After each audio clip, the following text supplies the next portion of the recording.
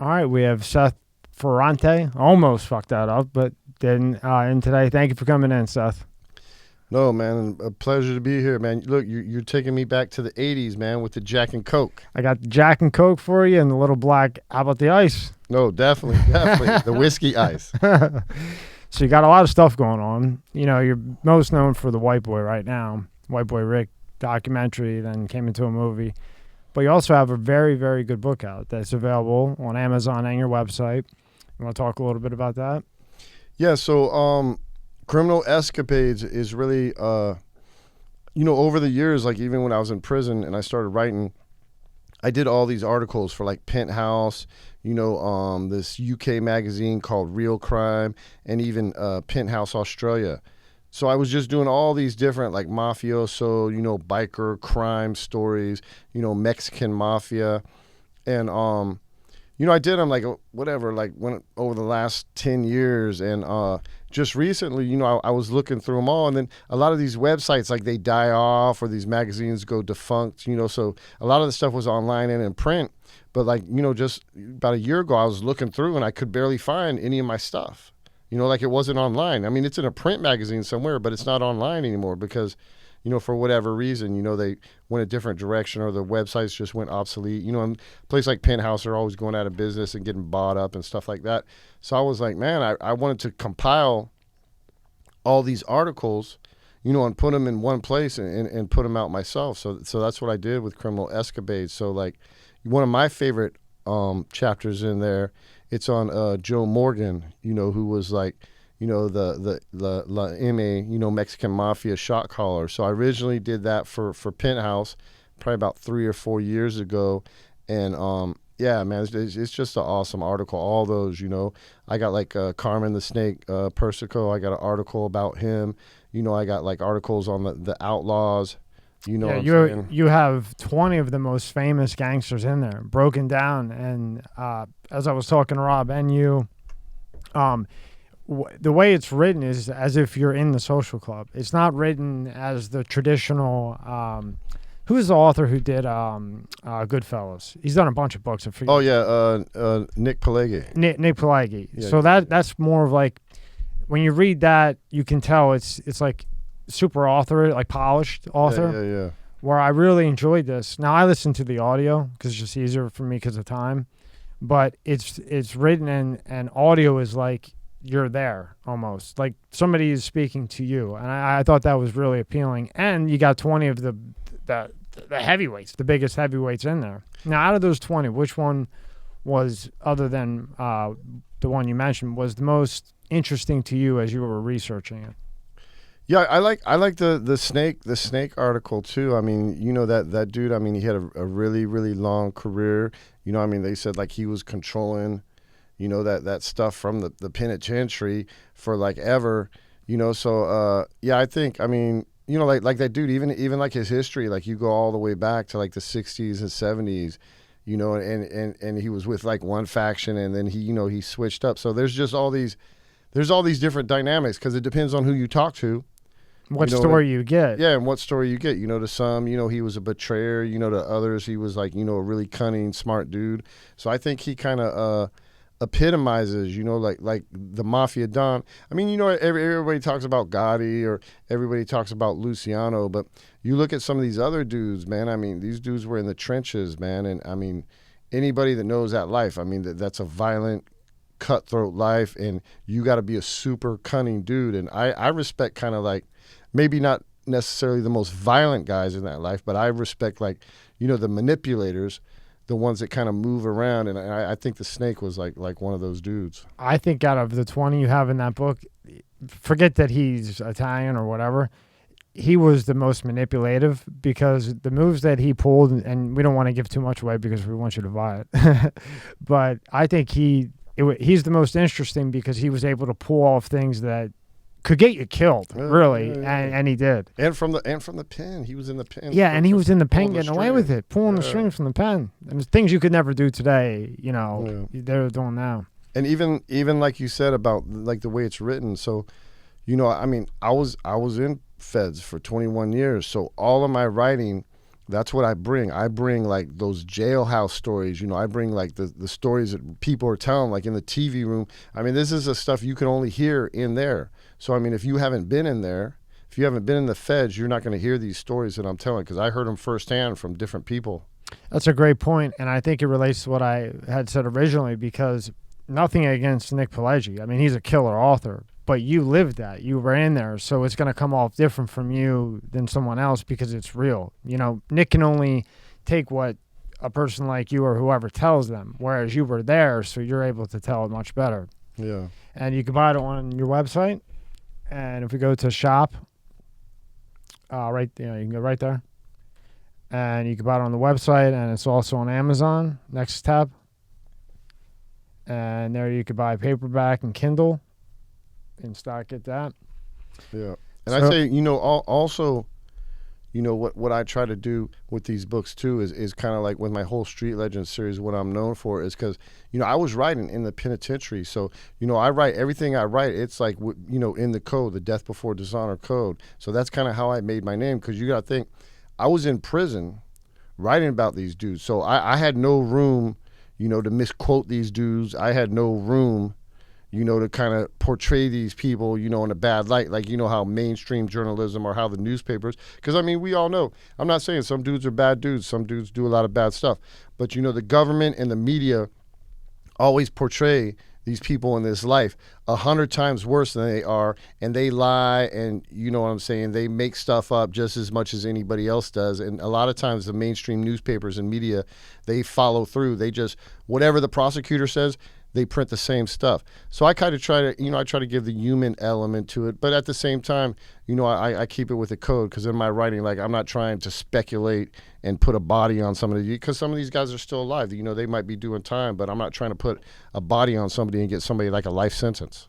Right. So you're only talking about what you know, and then what maybe you do or not know you're keeping out of it, because you're not trying to hurt anybody. You're just trying to tell a real story of the facts that you have. And that's what I thought was really good about it. And a smooth sailing with it. It's a smooth listen. And I'm not kissing your ass, by the way. I'm just telling you. No, I appreciate it. Now, do you plan on turning that into I know you have a lot of other stuff you're working on, but do you eventually plan on going back to this once it's pushed more?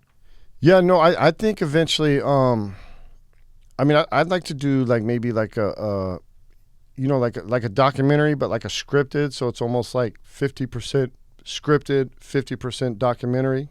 Because some of these dudes are dead and stuff like that, so you don't have access to everyone. They can't tell their story. But yeah, I'd love to do, like these different crime stories, because I've actually been talking to people, about different stuff, doing different crime stories, because there's so much, and a lot of the different stories, they focus like, maybe on this group or this race or that race, or this era. But I think you could really do something, nice, where you do something kind of scripted, but you take all these different stories and, almost like you put them all in this same world. So they're all like doing stuff, because it's going to be fictionalized in a scripted series. But yeah, I would love to do something. I mean, I have goals to eventually do something like that. And obviously, this industry. So, but when you have a book like this with 20 of the biggest gangsters, when you want, again, I'm just guessing, when you want to do like a 20-part series, like one on each, or would that not be good because half are dead? Yeah, no, I think, I think it'd be a series where you go in, you go into the different lives. Like, I don't know if you've seen the Bumpy Johnson series. It's on Epix. So they kind of take a lot of liberties, because they're telling the Bumpy Johnson story, but at the same time they're bringing a lot of the mob figures. And in real life there was really no overlap, even though they might have been the same area at the same time. But in the scripted version, they make the overlap, and I like that, because it's putting this guy with this guy, and even though it's kind of bullshit, it's not really true. It makes for good entertainment. So I'd like to do. I think a series like based on this stuff. I mean, it could really run for years. I mean, if you're doing like a straight docuseries, yeah, you could do like a 20-part docuseries, or even like a podcast. Telling these stories. It could be something like that. Whatever, you could break it into, 5, 6 episode seasons, or even 10 episode seasons. And then whatever you're comfortable with, the sizzles that we are privileged to see. Do you want to elaborate as much as you can on them? Because they're very good, and you're doing them yourself with high-end equipment, which was noted by Rob the engineer. Yeah. So, I'm working on 3 big docuseries right now. One of them, it's called Tangled Roots. It's on, the Humboldt County OG, growers, outlaw growers. And I premiered that sizzle at the Emerald Cup last weekend on Sunday, like on their main stage. They let me get up. We showed it. It wasn't a big audience, but we probably had like 500-600 people. I had all the farmers up there with me. I had like a little 1-minute intro, and then we showed like the 2-minute teaser. And actually, that teaser, I'm about to make that teaser public probably sometime next week. Me and my partners, we're going to drop it on social media. And, I got a lot of partners in this because there's a lot of people that are kind of feeling this plight of the small farmers and what's happened with the industry in California, and that's what this doc is about. It's basically how you have these people up in the Emerald Triangle who, are outlaws, multi-generational outlaws. They've been growing this plant for 50 years, since the late 60s, early 70s. They've been the ones championing the plant. At one time, like in the late 80s and the 90s, they basically supplied 60% of the domestic product. I mean, because that's what these dudes do. They just go up in the hills, and they say fuck the government, and they grow weed. So, and now as the industry has become legal, and especially in California, you got all these big ag and big pharma interests. They're growing this big greenhouses, and they've driven the price of marijuana down to like $500 a pound. So it's like stuff that these guys at one time in the late 80s and 90s, they were getting $5,000. Now it's like $5,000 or 500. So they're trying to basically turn cannabis into the next tomato, I guess. I don't know. So, when I heard about that, it like really pissed me off. So that's why I'm doing this docuseries, because I'm like, to me, it's like an industry culture thing. So it's like these guys are the culture. I'm a cannabis dude. I'm a psychedelics dude. That's my culture. You know what I'm saying? So this industry is like co-opting the culture. And these guys in the industry, man, they're like these dudes, I mean, they don't even smoke weed. You know what I'm saying? They just got money. Some of them are ex-law enforcement. Some come from big business or whatever, and they're just jumping in this game to make money. And I don't blame them. Whatever, it's capitalism. You're always going to have a Jack Daniels. But at the same time, I'd like to see these small farmers. I'd like to see this craft cannabis, kind of market develop. So these guys, I mean, these guys gave their life away, man. They sacrificed to the plant. You can't just kick them to the curb and be like, oh, fuck you, we're taking over now. I mean, give them something. There has to be some type of social equity, because without them, we wouldn't be where we are right now. So that's kind of what it's going to be a 4-part docuseries, 45-minute episodes. And, I'm I got some big partners on this project, that I can mention, like the Emerald Cup, the Humboldt Seed Co., Jerome Baker Designs, just people like with massive followings, like in the cannabis industry, Canadips. I'm working with Last Prisoner Projects.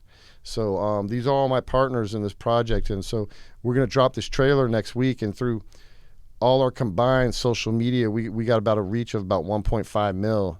So I'm hoping when we drop it, I don't know, next Monday to Thursday, maybe in the afternoon or morning, between then and Christmas, I'm looking to get like a couple million views. Where are you going to drop it at? On social media, like on all these different You're people's gonna put it social everywhere? media. Yeah, we're just going to time it, and I'm going to be like, boom, Wednesday afternoon, and everybody's going to drop it Wednesday afternoon, all at the same time, and we're just going to be boom. We're going to have that 1.5 million reach in one afternoon.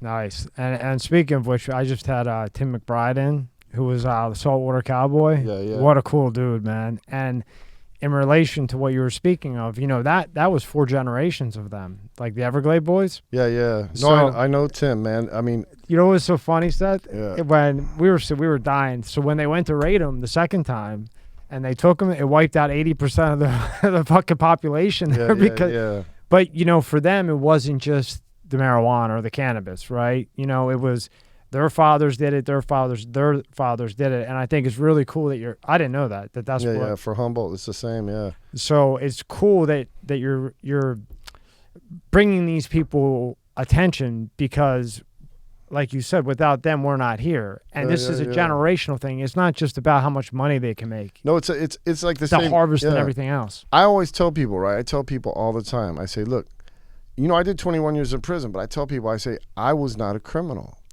I was an outlaw. I broke laws that I thought were wrong. I didn't break laws just for money. I didn't carry a gun. I didn't have a criminal organization. I wasn't a mafioso. You know what I'm saying? I mean, I'm not knocking any of those guys. They can do what they want to do. But, you know, I stood on what I believed in, and those were the laws that I broke because I thought cannabis and psychedelics should be legal. And lo and behold, 30 years later, I mean, you know, so now I look back like I'm really justified. Like, you know, I was in the right, you know, as an 18-year-old, 17, 18-year-old, 19-year-old man, I stood on that ground. I got 25-year sentence. And now, you know, whatever. I mean, I had to do all that time, you know. How much are they sending you a month for doing time you really shouldn't have done? Being that you can go to Seattle right now and get mushrooms and pretty much anything you want. Yeah. Recreational, by the way. Yeah. No, I mean, really. How's that check coming? Yeah, no, I don't get no check for that. But, you know. They're not paying you back for the 21 years that they took? No. Gee, I'm shocked. Yeah. But, you know, look, this is the big thing. This is the thing that's really nice and the thing that I really respect. When I do a lot of these cannabis events. I do a lot of these psychedelic events. And when I go, like, you could tell the real people because when they hear your story, they come up to you. And it doesn't matter if, like, you know, they're, like, industry people. Like, I call them Chads in the cannabis, like how they say Karens, like the Chads. They're the dudes, you know, that aren't really from the culture. They're just in the industry, you know. And it doesn't matter if they're, like, the researchers, the doctors. It doesn't matter if they're the dudes who didn't get busted. Or it doesn't matter, you know, if they're the dudes that did time, you know. But a lot of them, they come up to me and they shake my hand and they say thank you. And, you know, that means a lot to me, you know, because they're recognizing the sacrifice that I made for the culture that helped us get to where we are today. And or their generations of families, you know. But, yeah, Tim was really cool, and I think that's awesome. Oh, they got to make a movie about Tim, man. Oh, fuck yeah. Dude, his story is fucking crazy. Yeah, I've talked to him on the phone a couple of times, dude. His story is fucking... That could be like a series. Yeah, you should. He's right by me. You got to come back down, have him here, you there, whatever, and all three. No, that dude's like that. I mean, that dude's like the OG for real. No, he's the OG, right? Yeah. Fucking what was he? What was he doing? 200 fucking tons off a mothership, dude. Fuck. Like unloading a mothership in a night. Dude, they were supplying the whole United States. He said what? 80% of all or 90% of all was coming from Colombia at the time, and. Even though it was that brick pod that we wouldn't smoke anymore. But, you know, in the 80s, we were smoking that shit. Obviously, right? Yeah, we were loving it. A mothership of fucking cannabis, you know? We were loving that shit in the 80s. Fucking crazy. So now you're a California guy, born in California, right? Yeah, born and raised, yeah. And how do you feel about California now? Trashed. Yeah, I don't know. I mean, I still I mean, it's too many people. Yeah. Like Southern California, dude. I grew up in Southern California. It's hard to go to Southern California because it takes like fucking 2 hours to get anywhere. You know what I'm saying? But I spend a lot of time in Northern California. I love the mountains. I love to ski. You know, I've been shooting the Humboldt doc all summer. You know, we started in July. So I've been back there like 4 or 5 times, you know, shooting. And, dude, just beautiful country up there. You know, actually, the fires weren't that as bad this year as they've been the past couple of years because they got some rain, you know. So, but yeah, just beautiful country. You know, I love the mountains, man. You know, I love the beach too, and I love Southern California. You know, I love San Diego. I love Orange County, but it's so congested, man. There's so many people down there right now. And they're so everything's government. Yeah, and everything. Yeah, everything's expensive, and it's so far left. And not to say I'm not a right. I'm not a left. I kind of consider myself like a conservative liberal. You know, I'm kind of in the middle with my views. You know, but yeah, it's just crazy what they're doing to Cali, man. Because if you could have told me like when I grew up there. I mean, really, I think now, like, going back to the 70s and 80s, like, that was the best time to be in California. But still, you know, I'm from there, so, you know, I got a house there in Northern California. Still now? Yeah, so, I go back and forth between Northern California. My wife is from St. Louis, Missouri, so we kind of go back and forth, you know. But really, I mean, dude, since the pandemic broke, like June, I've just been... I mean, if I'm home for a week, whatever, home in Chico or in St. Louis, it's like crazy. I've just been traveling so much for work. I had floor seats to Lakers games in 11 and 12, and I loved it. I loved California. So when I was moving away from Pennsylvania, it was either going to be Cali or Florida. And the only reason I didn't, because it was great in 13 and 14. The only reason I didn't go was because of the business tax. Because they'll fucking kill you. You know what I mean? So I came here. No, everything is so expensive there. I'm glad I didn't because of the fucking traffic and then the way that they handled this whole situation. Ugh. Yeah. Dude, even today, so, I'm staying like on the beach right in Fort Lauderdale, and Like I went out in the afternoon, and it was a nice day today. It was like 80. It was a little breezy, but I went right out on the beach, man, and chilled out for like a couple hours, and it's just. I was like, man, like Florida is so beautiful. It's like kind of entering my mind. Should I go Florida instead of California? I mean, but I'm a Cali boy at heart, so I'm always going to stick with those mountains and beaches out there. But I mean, yeah, just lying. And plus, like now, it's like December. It's like 80 degrees, and there's like nobody on the beach, dude. It's like nice. I don't have mountains to manipulate you to come down here, so it's easier to have you in. But I got nice beaches and good weather. Yeah, no, dude, I'm telling you. No mountain. We could put mountains on a green screen for you. Yeah. I love. Being I that you love got the fucking beaches. red cameras.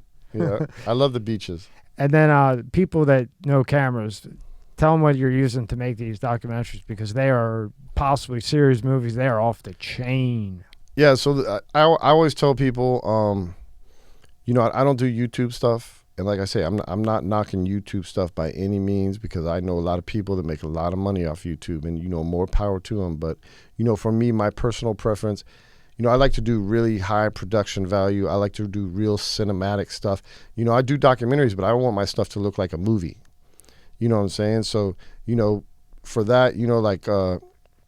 White Boy, we shot White Boy like on C100s, Canon C100s, but that was like 5 years ago. So, that was a pretty high end camera then, but it was just like HD.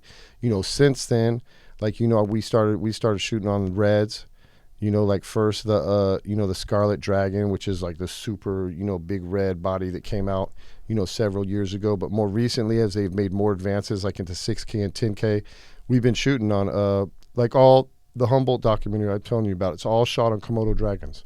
So we were shooting with 3 Komodo dragons, like 6K. Is it worth it for you to use a 6K? Because who has a 6K TV right now? Well, really, it's the raw footage, and it's how you can manipulate it. So when you get that much data, then when you get to the point, because a lot of times, I mean, you're going to break it down to HD anyhow, or 4K or less. Depending on where you're going to show it. So you're going to break it down anyhow, but you can manipulate it, right? Because when you're shooting with that much data, like we just shoot, I mean, still we worry about the light, and but we don't have to have everything perfect, because you have so much data, you can manipulate that data in post. Whereas like if you're doing something like with a camcorder, or you're doing something, with HD, you got to get the shot like super perfect, exactly how you want it, because you can't manipulate it in post because you don't have enough data. I see. So you're shooting in that. So like, yes, it's called raw. It's called like raw. You're right. Shooting in that raw. Makes sense. Like you and I right now, we could shoot in 4K or 1080p. You're hitting that 6 and 8K, because then it gives you the ability to adjust anything you want, pretty much in simple terms. You just got more room in post. With the big thing, it's the color. So that's what you want to manipulate. You want to manipulate the color and light, because you want, like when you see a movie, like when you see a Quentin Tarantino movie or a Guy Ritchie movie, like the colors pop. That stuff's visual. The people pop out from the background. You don't want a flat. Even though when you watch something on TV, it's not 3D or anything. It's flat. It's 2-dimensional or whatever. But you want the person to pop out from the background. So that's what that gives you. Where the background and the person are going to be separated, and it pops out, and then you can manipulate all the colors. So when we shoot, we try to do stuff. We try to make real pretty settings behind the person. Even though in documentaries we're going to try to cover up the talking head. Like 80% of the time, we only want to see them 20% of the time. But still, when we do see them, we want a real pretty background, and we want to be able to manipulate all the colors, and we want to be able to make it pop. So when you see it, it looks, because that's what they do for those big high-end movies. Like if you're looking at that think like Pulp Fiction, like those colors, the colors pop, man. You know what I'm saying? Yeah.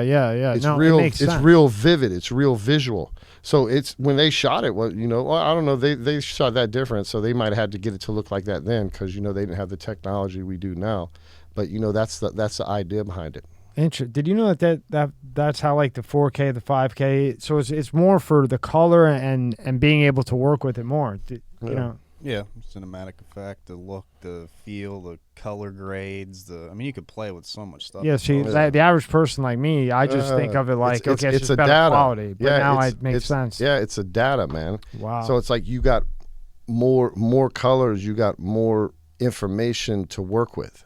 Interesting. Never knew that. See, Yeah, I thought it was yeah. just the quality of the picture, Yeah. but really it's so much more. Yeah. Slowing down the speed, the slow-mo, the effect. And also so you can cut in, because look, so if you take a wide shot in 4K, like before, like when we shot White Boy on C100s, we had to do 2 cameras from the front. So we had to do a close-up, like a tight on your head, and we had to do like a shot, like like a medium shot like this, because you couldn't punch in.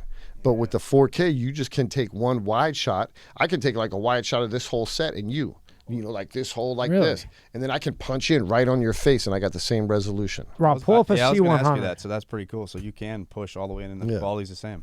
Wow.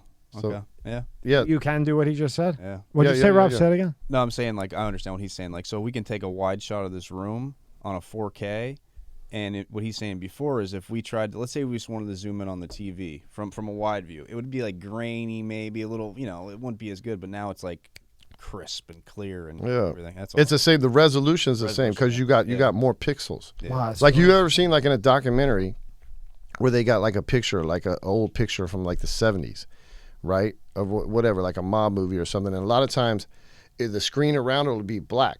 And the picture might even be framed. They might put some frame about it. That's because they can't blow up that picture for the whole screen because it'll pixelate. Oh, shit. You know what I'm saying? Yeah, no, it Yeah, makes sense. so that's what I'm saying. That's why they frame it like that. That's why when you say you see that like that, that's why they're doing it, because the resolution is not high enough. There's not enough pixels in the image to make it blow up to fit the screen. So they got to put like a little frame around it, and try to make it look cool because the resolution is only like enough information for this. Now, if you wanted to, could you use all that data and use it in Final Cut? I know you don't use Final Cut. No, yeah, you could? you can use it in Final Cut, yeah. And the reason you switched to Prima, right? Premiere Pro. Premiere Pro. At one time I would say, I've learned all this stuff. I've been learning this stuff since I've been out. I've been out 7 years, so going on 7 years. Congratulations. But, thank you. So when I first got out, like Final Cut was kind of like the industry standard. But I don't know, like a lot of the editors, they said like they put out a new Final Cut like right after I got out, and people didn't like it, so they started going to Premiere Pro. And a lot of people already use the Adobe stuff because like the After Effects, the Photoshop, the Illustrator, they were already using that, but they were just importing it into Final Cut. Mm-hmm. But now they're like, so pretty much now, Premiere Pro is kind of the industry standard, for editing stuff. I'm sure there's still people that use Final Cut, but. When Seth refers to the change, because I wasn't around for it, when Seth refers to the change in Final Cut. It was when they had Final Cut 7, and then they went to Final Cut X or Final Cut 10 or whatever people want to call it. People didn't like. I still use it. It's just I've known that's all I've ever used. I know friends that use Premiere Pro and the After Effects, and that's when you can create like all the crazy stuff afterwards over top of video. But yeah, that's when people started not to like it. Yeah, when it went from 7 to 10, Final Cut X. What do you use on your drone? What do you mean? When you do your drone thing, what do you use? Are you doing 4K? Yeah, it's a DJI. You know what that is? Yeah. I don't know what that is. Yeah.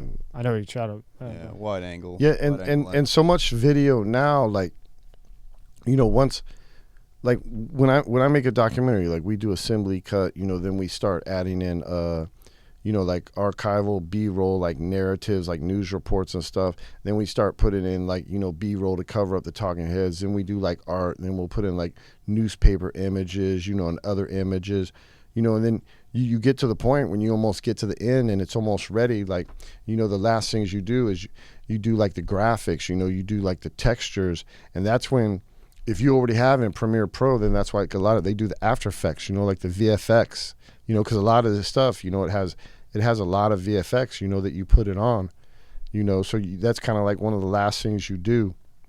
And it's I think it's a lot easier for people because it's all the same program, so it just imports a lot easier. So you can just use one piece of software rather than 10, Well, Adobe is like 10 things, but it's all the same. Like they call it Same the Adobe manufacturer, Suite. like, They call it the Adobe Suite. I'd love to see one of those timelines. Like the timelines we use. I'd love to see their timelines. It's probably so many layers. How many you layers? gotta have like 20 layers, right? You got your a couple audio layers. No, sometimes the files get so big it's hard to I can't export. even We have like imagine. export problems when the files get too big. You know. What kind of computers do you use? I mean, some people Mac, but I mean, you know, I know a lot of dudes that use Mac, but I knew a lot of dudes that use PCs. But Wow. you know, when they're using the Macs, they're using like the you know, the high end Mac Pros, like with the most RAM, you know, the most Geeked out. yeah, and then the same with the PCs, you know. But really, when you do it too, when you get those big RAID drives, Yeah. that makes it easier too. Because if you're working off a whole bunch of little drives, Oh. Yeah. Just yeah, with it's this, hard. it gets annoying. It's like it's for the processing, you know, because yeah. the bigger drive you got, the more professional drive you have. Just like the camera equipment, the better stuff is going to look better. You know, when you're editing, especially when you're editing these big files, you know, like when you're making a documentary, you're making this stuff, you know, 30 minutes or more, you know, you're cutting into reels, you know, to keep it kind of, you know, so it doesn't get too big. But yeah, definitely, man, you need the right equipment, man, to handle these big files. Like when the pros, like when they do these Marvel movies, like they basically got a dude, like his whole job is he just walks around with like the data cart, and they probably, I don't even know how many terabytes, you know, they might have like 150 terabytes like of stuff right there just for the processing and downloading the footage. I can't even comprehend 150 terabytes. Yeah, I don't know if it's that much, you know. Yeah, I'm but not, I I'm not mean, an expert on that, but I know. I bet you that last movie with why can't I remember it? Probably because I was shocked that I didn't like it. It was Scorsese that it was when he had De Niro and all them, and they were using that special effect to make him younger. Yeah. The Irishman. What do you how many gigabytes do you think those files were? Because they were doing that thing to make him younger. No. What's that called, Seth? Well, I mean, that's like the CGI. CGI. Yeah. Yeah. So, that takes, but a lot of that's in post too. So, I mean, when they're shooting it, they're not shooting it like that. That's all post work. That's the.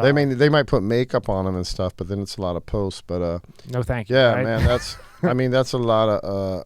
I mean, everything now, man, with the CGI. I mean, really, it's like every year the equipment and everything just advances more. And you know, I was even talking to one of my guys today, who's a Hollywood writer director. And he was telling me how they did The Mandalorian, you know, that series on Disney. And really, The Mandalorian, like, they shot it in this one room. So it's basically like this LED, you know, kind of CGI. Like, instead of like a big sound studio where it's just a big thing and they, like, build stuff in there, you know, which is like traditional Hollywood, like what you think of, like, all the studios, you know, the warehouses, they build everything.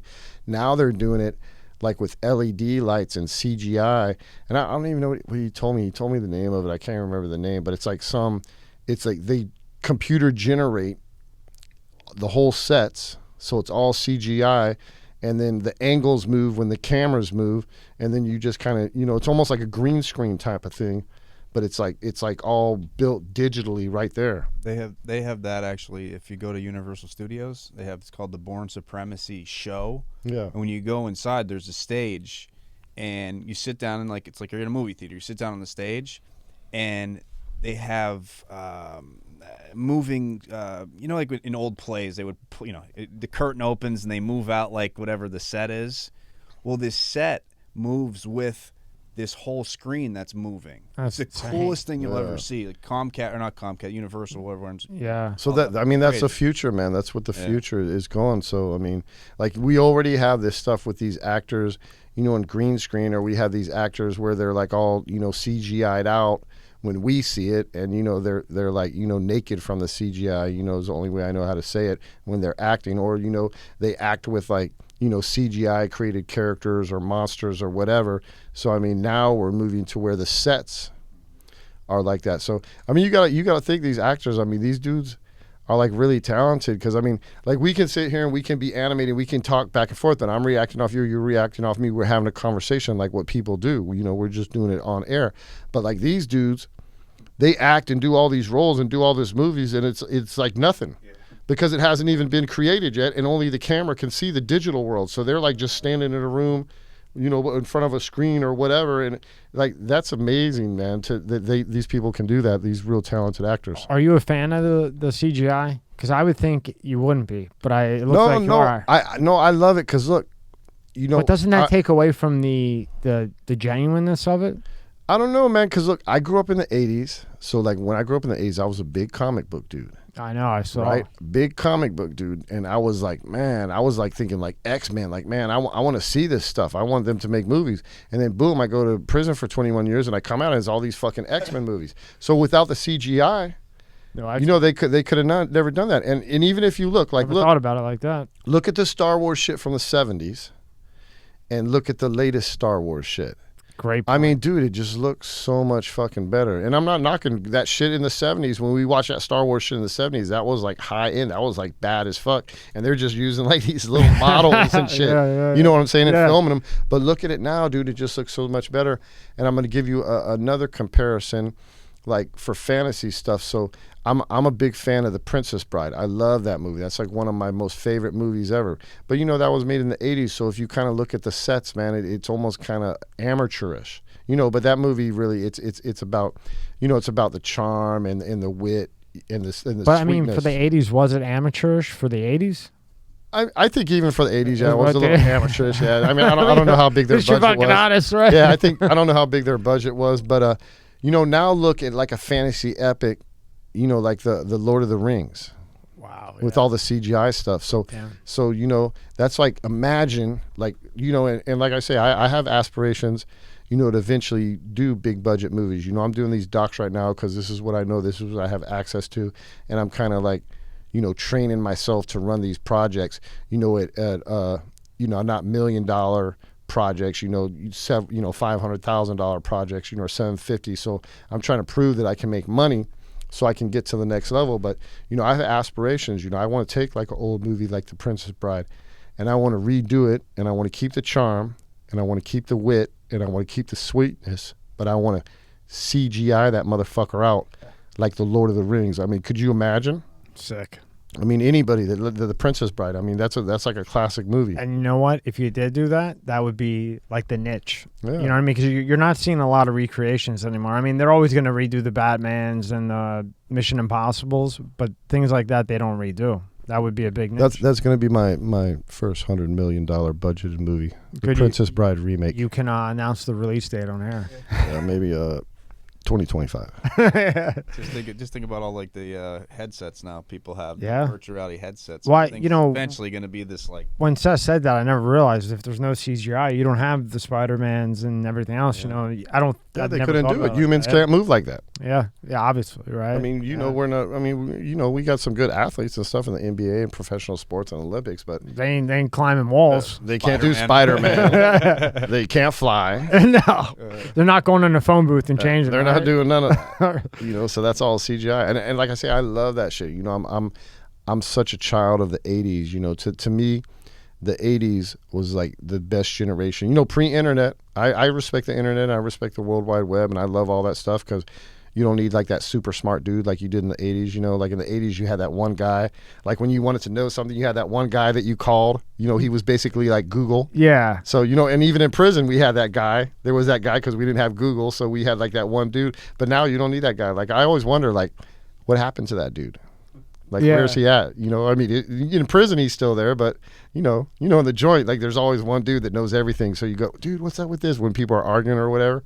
Just like the same in the 80s. But now, whatever you want to know, man, it's at your fingertips. Unbelievable. You can find out anything. So I always wonder what happened to that dude from the 80s. I had to mark this down to ask you because I couldn't really figure out who was the main guy. Who was the main director of Back to the Future 2? Do you know? I didn't have a chance to look it up. I just thought of the question to ask. Was it? I mean, I think Michael J. Fox played a big part of that, but I don't think he was a director. Yeah. Now, you obviously saw. Was it Scott? Can you look up Scott? Who is the what Zemeckis? it be? Scott Zemeckis or something? It would be the director, right? That's who we. Yeah. Now, when you saw that's a lot of. They were using CGI there. Yeah. Right, and that was a great movie too. Yeah, Three kind of got. Stupid. Robert Zemeckis. I was close. Okay, Robert Zemeckis. Yeah. Okay. Yeah, no, I was advanced from the first one. Yeah. Now, did you think when you were watching that, because we've passed that time period, I think they went to 2020 maybe? Yeah. When you were watching that, did you think all that would have evolved by now? Yeah, I don't know, man, because, I grew up watching the Jetsons, and you see all this other stuff. So, I mean, it's kind of weird because I think if you go back to like the 50s and even like Back to the Future 2, I think people at one time thought we were going to have all these like jet cars and all these more like physical, you know, or engineering, you know, outside of us advancements, you know what I'm saying? Like, you know, flying cars or, you know, teleporters and it really seems like we've gone more inward, you know, like with all the digital stuff. So it's like we've created, so a lot of that stuff has come to pass, but it's come to pass in a different way because now we have like these digital, you know, landscapes. Like people are talking about like digital property and like NFTs, you know. Don't even get me started on that and digital like, property. Yeah, and like, you know, the internet. So it's like we went, instead of going outward, we went inward. And I don't know, me personally, I think a big thing to do with that is psychedelics. But, you know, I'm a big proponent of psychedelics. So, yeah, you know, it's like instead of going, like in the 50s, maybe they thought we were going outward, but we didn't go outward, we went inward. yeah, we went more like in simple terms, like software-ish rather than hardware. Yeah. You know? And while we're on it, how did White Boy come about? And then eventually it came into a movie, and it's Google's all fucked up because it's really hard to decipher. And asking Tyler, who's watching this, is like asking that question is asking like that microphone, Tyler. Yeah. But how much of a part of the movie were you involved in, and how did White Boy the documentary come about? Yeah. So I wasn't involved, you know, in the movie at all. And so what happened with the documentary is I started writing Rech like around 2005. I was doing a Street Legends series book, and I was locked up like in FCI Beckley. I was locked up in FCI Gilmer, both medium high security prisons in West Virginia. They're not fun. Medium high. You know, they call them gladiator schools. You know, it's whatever. You got rock and roll sometimes. Well, they call it gladiator for a reason. Yeah, you got rock and roll. You know. The medium highs are a bitch. Yeah, but so there was a lot of Detroit dudes, right? And I'm around all these New York dudes, and I'm writing about like all the legends, you know, that are kind of being lionized in gangster rap, you know, and I'm meeting a lot of them too because they're on the compound with me, and I keep hearing about this white kid from Detroit who was like allegedly running the black underworld, right? And to me it was crazy because it's like, how could a white guy run the black underworld, and a right? teenager, like this real young kid, right? So, and I kind of identified with him in you know, some ways because, you know, we were both like young white kids that got involved. We both got, you know, I got 25 years, you know, he got life.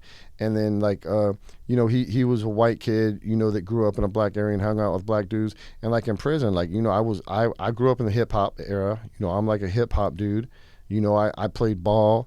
You know, so like in prison, I hung around a lot of black dudes, you know, which a lot of times in prison, you don't see white dudes hanging around with a lot of black dudes. But, you know, I was an athlete, so I played sports, you know, and I hung out with those dudes. And that's how I started writing about all those guys because I got the respect, you know, for just being me, you know, and being real.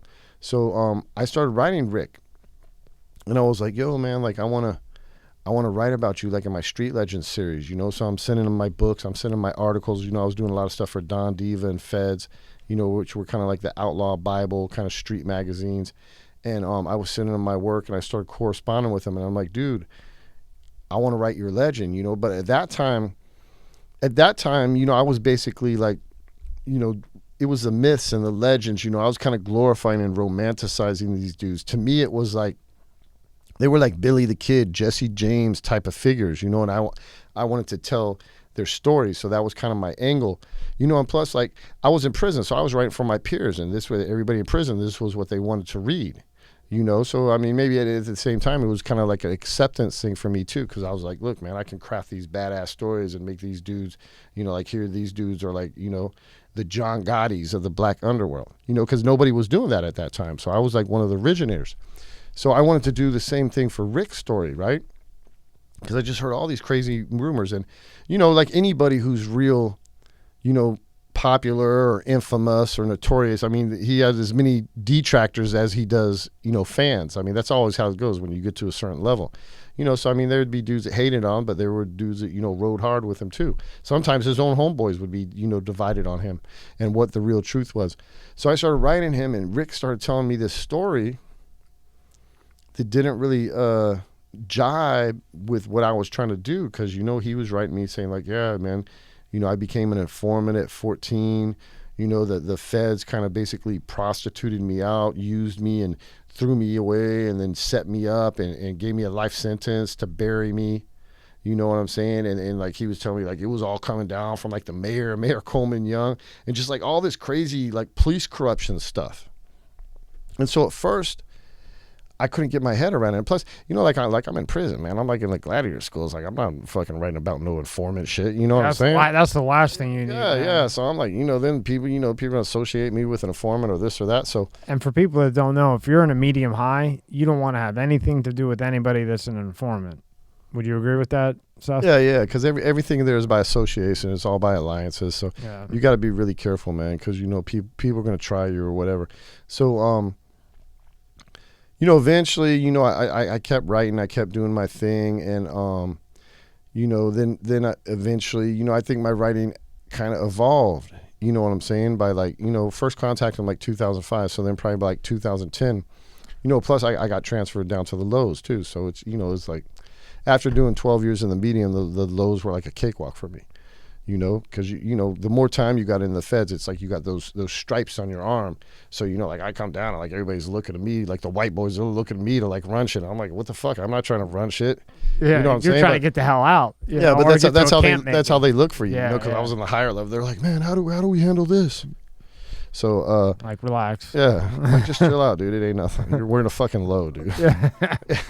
But so I my level dropped, and my writing kind of evolved, and I started looking at stuff more like from a injustice point of view, the war on drugs. And I started kind of looking at it like instead of blaming the snitches, it kind of, to me, it almost like that's the easy way out. Just blame the snitches. Blame the system that creates the snitches. I mean, whatever. I mean, some dudes are cut like that. Some dudes aren't cut like that. It's on us to decide who's cut like that and to include, so it's on us, for making the bad decisions on the snitches. That's how I started to look at it, and I blame the system, the way the system was set up. Because, when you were only getting 2, 3, 5 years, you didn't have a lot of snitches. But as soon as they started giving out 10, 20, 30 fucking years, yeah, you had a lot of fucking snitches.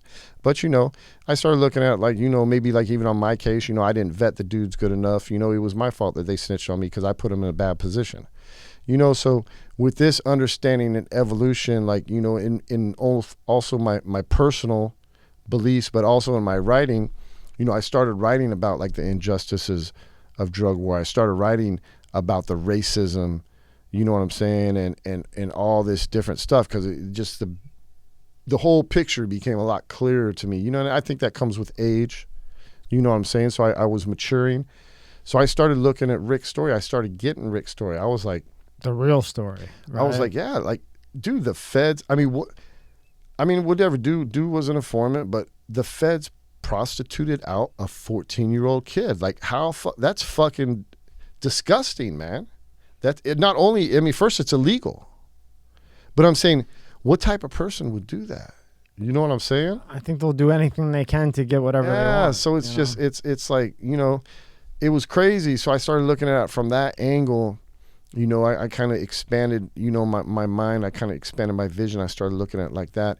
And then I started writing. I did this piece on his case, where I interviewed him, and kind of, we kind of told the whole story and like what really happened. It was like the first time in a long time that had come out, and it was on this website called The Fix, a war on drugs website, and it went viral. And then I started doing another, and I wasn't the only writer. There was a lot of writers writing about him, so I can't take, full credit. I was just a part of, the whole snowball. Team. It was like snowballing. His story was snowballing, and I played a part. But, like I said, there was a bunch of other people, a lot of other people that were helping. Scott Bernstein, who was in the White Boy documentary, another big writer that, was kind of pushing his case, and he was carrying the torch for him for a long time. And I did like some Vice pieces. I did some Vice News pieces. And then, then I was going to get out. And we were writing back and forth. And I told him, I said, look, dude, I said, I've done all these books in here. I basically am a journalist. I have a journalism career from here. So I'm going to continue the journalism stuff when I get out. And I'm going to continue to, push, your story in the hopes that we can get you out. But I go, also, I want to make films. That's my ultimate goal. I want to make films. So I said, when I get out, I'm gonna do everything I can to get in the position to make film. And if I get in the right position, I want to make a film about you, and I want to get you out of prison. Because I feel like it's fucked up you're in prison. So Now, before you go on, when you're hearing what Rick is telling you, and then you're hearing the rumors, when you compare the two, how completely different was what Rick told you versus what you had heard? yeah, I mean, he was amongst all these dudes, but I mean, he wasn't running these dudes. I mean, these are like grown men. Like, these are like, And he's 14. yeah, these are these are like grown African American gangsters. I mean, he was among them. He was getting respect. Because he had after the feds kind of kicked him to the curb. He developed some plugs down in Miami, so he was bringing stuff in. It's not like he was some little dude. I mean, he was bringing in keys. But he wasn't running them. Yeah, but he wasn't running nobody. I mean, that's all what the papers said to make the story, because it's a novelty to have the young white kid running the African American gangsters. And also, if you think about it, it's really a racist thing too, which for African Americans in this country, I mean, it's a big racist thing. Like, oh, like they're not smart enough, or you got to have a white person. I mean, it's bullshit though. It goes with the whole racism that we've had in this country with African American people for the last couple hundred years, which I hope is changing more to a point now, but that's a whole nother story. So I get out and I'm doing my journalism thing, and now I'm talking to Rick on the phone, and he had agents and stuff. He had like an entertainment lawyer, and they had been kicking the movie thing around for a while, like way back in the early 2000s at one time, like Kid Rock and Eminem were interested in doing a movie thing, his Detroit Homeboys. Yeah. So they were talking about it, but it never materialized. So they were still, trying to get a movie developed, and he would keep me abreast of all the little, actions or this or that. And, at the same time, I was pursuing my goals. And it was almost, I won't say it was simultaneous. I think they talked about the Matthew McConaughey movie first, that it was in production or it was going to be in production. And I interviewed this director from Transition Studios out of Cleveland named Shawn Rech he had a movie on Showtime called Murder in the Park, where he made this movie about a murder in the park, and he actually got this dude out of prison, like a wrongful conviction. Oh, wow. Yeah, so I interviewed him, and I met him, and he kind of found out my backstory, and I found out more about him. He flew me up to his office in Cleveland, and we, I expressed to him that I wanted to make films, so we kind of started talking about different ideas. And when I walked in his office, I saw this dude had like 9 Emmys, like sitting right there in this glass display. And so, he cut his teeth. He did like 200 Crime Stopper shows for like all the networks. Yeah. So that's kind of how he cut his teeth before he got into documentaries. And I saw these Emmys, and I was just like, fuck. I was like, this dude knows what the fuck he's doing. Like, you're in the right spot, right? I mean, yeah, so how many people have 9 Emmys, Seth? Yeah, I mean, regional Ohio, but still. Don't give a fuck where it's from, right? Yeah. I mean, still, that he knows what he's doing. He does quality stuff. So, I expressed to him that I wanted to make films, and he was actually at that time, he had just made The Murder of the Park. He was looking to make his next film, and he had a couple ideas, but he wasn't sure, So we kind of talked, and I was throwing, different stuff at him. I'm like, how about this? How about this? And the White Boy Rick one wasn't even the first one that I threw at him. It might have been like 3rd, 4th, 5th down the line, but I told him about that. I showed him, some of my articles from like Vice News and The Fix and stuff like that. And he had heard about the Matthew McConaughey movie. He knew that was like supposed to be going into production, 'cause he had heard about that because he stayed abreast of that type of stuff. And also he's a Cleveland guy. So, and he's like a little older than me, like in his 50s. So he knew about the legend of White Boy Rick from like back in the day. He had heard about it, being Cleveland, it's real close to Detroit.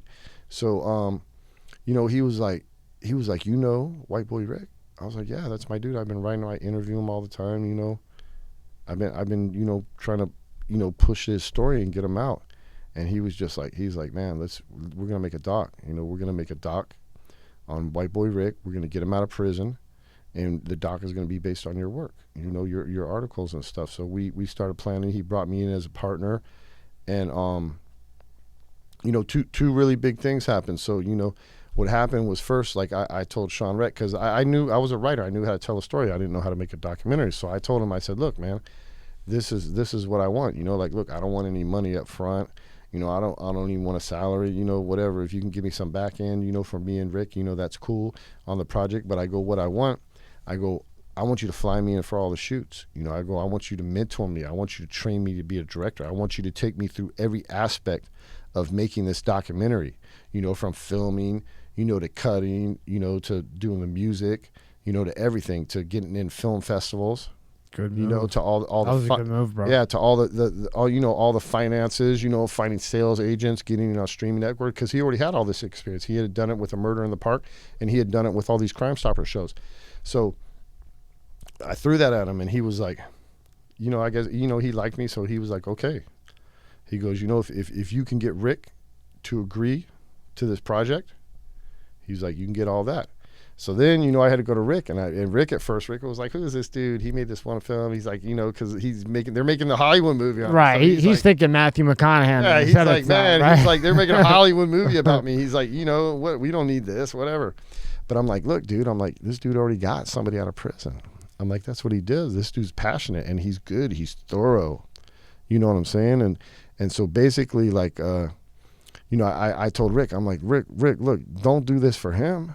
I said, do this for me, bro. I said, this is my entrance into the film world, man. And I said, plus, I'm doing it, with noble causes. I want to get you out. Like, all my writing, I've been trying to push your story to get you out. Not like I was the only one. There was a bunch of them. I'm not taking, full credit for anything. That's really cool you do that. That's a number of times you've done that you've not forgotten about the other people that helps you. I respect that. Yeah. So. No, I'm not. But a lot of people don't do that. Yeah. I can't. I will never claim full credit for something unless I fully did it. But and even now, when you fully do something, you have a team. There's no way one person. You have a team below you. Like you have a team below you. So your team, even if I pay them, they But without them, you don't have the outcome that you have. It's collaboration. Right? Yeah. Man. Film is collaboration, man. Anything in entertainment is collaboration. So, so basically, I went to Rick. We wrote a couple letters. We talked on the phone because he was still in prison at that time, and then he agreed. He was like, you know what, man? He goes, basically, off the strength of me believing in Shawn Rech and what he could do. But like I say, also, I had my own selfish reasons because I wanted to make films, so it was like half get Rick out, half I want to make a film. But I let Rick know this straight up. I didn't bullshit him. And I told him, I said, this is what I want to do, bro. And he was like, basically, he was like, okay. He goes, we'll do it. And he's like, I'll talk. Because he had like big entertainment lawyers and everything for the Matthew McConaughey. And I don't know if they were against it. I wasn't privy to any of those conversations, but he had to go tell them. You would have to assume that they were. Yeah, because that big Hollywood movie, that was like a $40 million production. Yeah. We were like a $250,000 production. If they wanted to, they could have shut us down. Yeah. Easy. Mm-hmm. So it was vital to get his blessing, and I got his blessing. So really, like when I look for my career, I look at, since I've been out, my writing speaks for itself. I'm always going to write books. I'm always going to do articles. I can do that all day. But for my film stuff, that was the two biggest things. Shawn Rech taking me under his wing, and Rick believing in me, to give Shawn Rech the project. And that was pretty cool that he did that for you, because I would put, if we had 100 guys in this room, you might get half of a guy that would do it. You know what I mean? Because they'd be like, dude, you just got out of jail. I'm about to have Matthew McConaughey play me. Sorry, pal. No, but that's... You know what I mean, though? But really, 99 out of 100, would be like, who's Seth? But, at this time, though, me and Rick had a relationship for this is like 2016, so we've been writing and talking on the phone since I got out. So we'd had a relationship for like 11 years. So, even though we were never locked up together, Maybe. Our whole relationship was through letters. Wow. And then on the phone.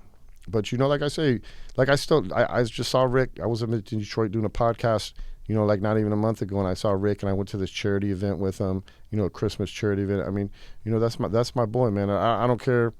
I know a lot of people, they're going to say this or that about him because, he was a informant. But, I look at it.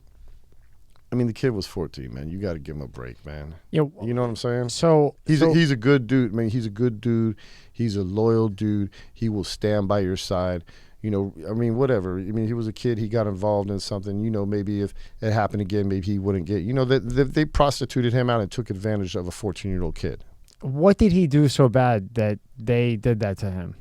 No, this is how the whole thing happened. So his dad, you know, they lived on the east side of Detroit, and you know, is they had like white flight, you know, in the 70s. But his grandparents, like, they lived there his whole life. They wouldn't leave. So you know, his dad kept a house there because that was his parents, like, lived right across the street. So Rick basically grew up in the hood. Rick and his sister Dawn grew up in the hood, right? So their dad, like, what he used to do, he used to go to gun shows, and he would take Rick to the gun shows, and they would buy guns at the gun shows. Then they would come back, and his dad would sell them to the guys in the hood, you know, to make money. Right. But then, like, you know, there were shootings or this or that and happened, and I guess his dad, you know, and I'm just, you know, speculating. I never talked to his dad. You know, unfortunately, his dad passed, you know, several years ago.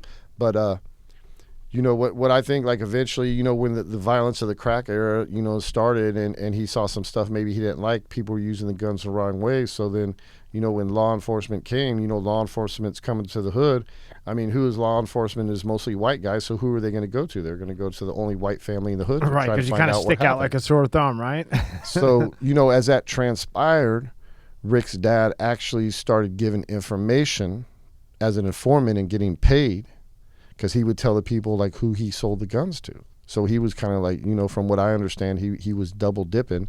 He was selling the guns, and then, you know, he had like his little racket, you know. And they were also allowing him to sell the guns to get the information. Yeah, and so as the crack era started jumping off with all the big drug dealers, like the main, you know, like in the mid 80s, you know, and all the violence started, you know, the law enforcement and the feds were like really concerned, you know, because I mean, you know, it turned into a war zone in the crack era, you know, especially on the east side of Detroit.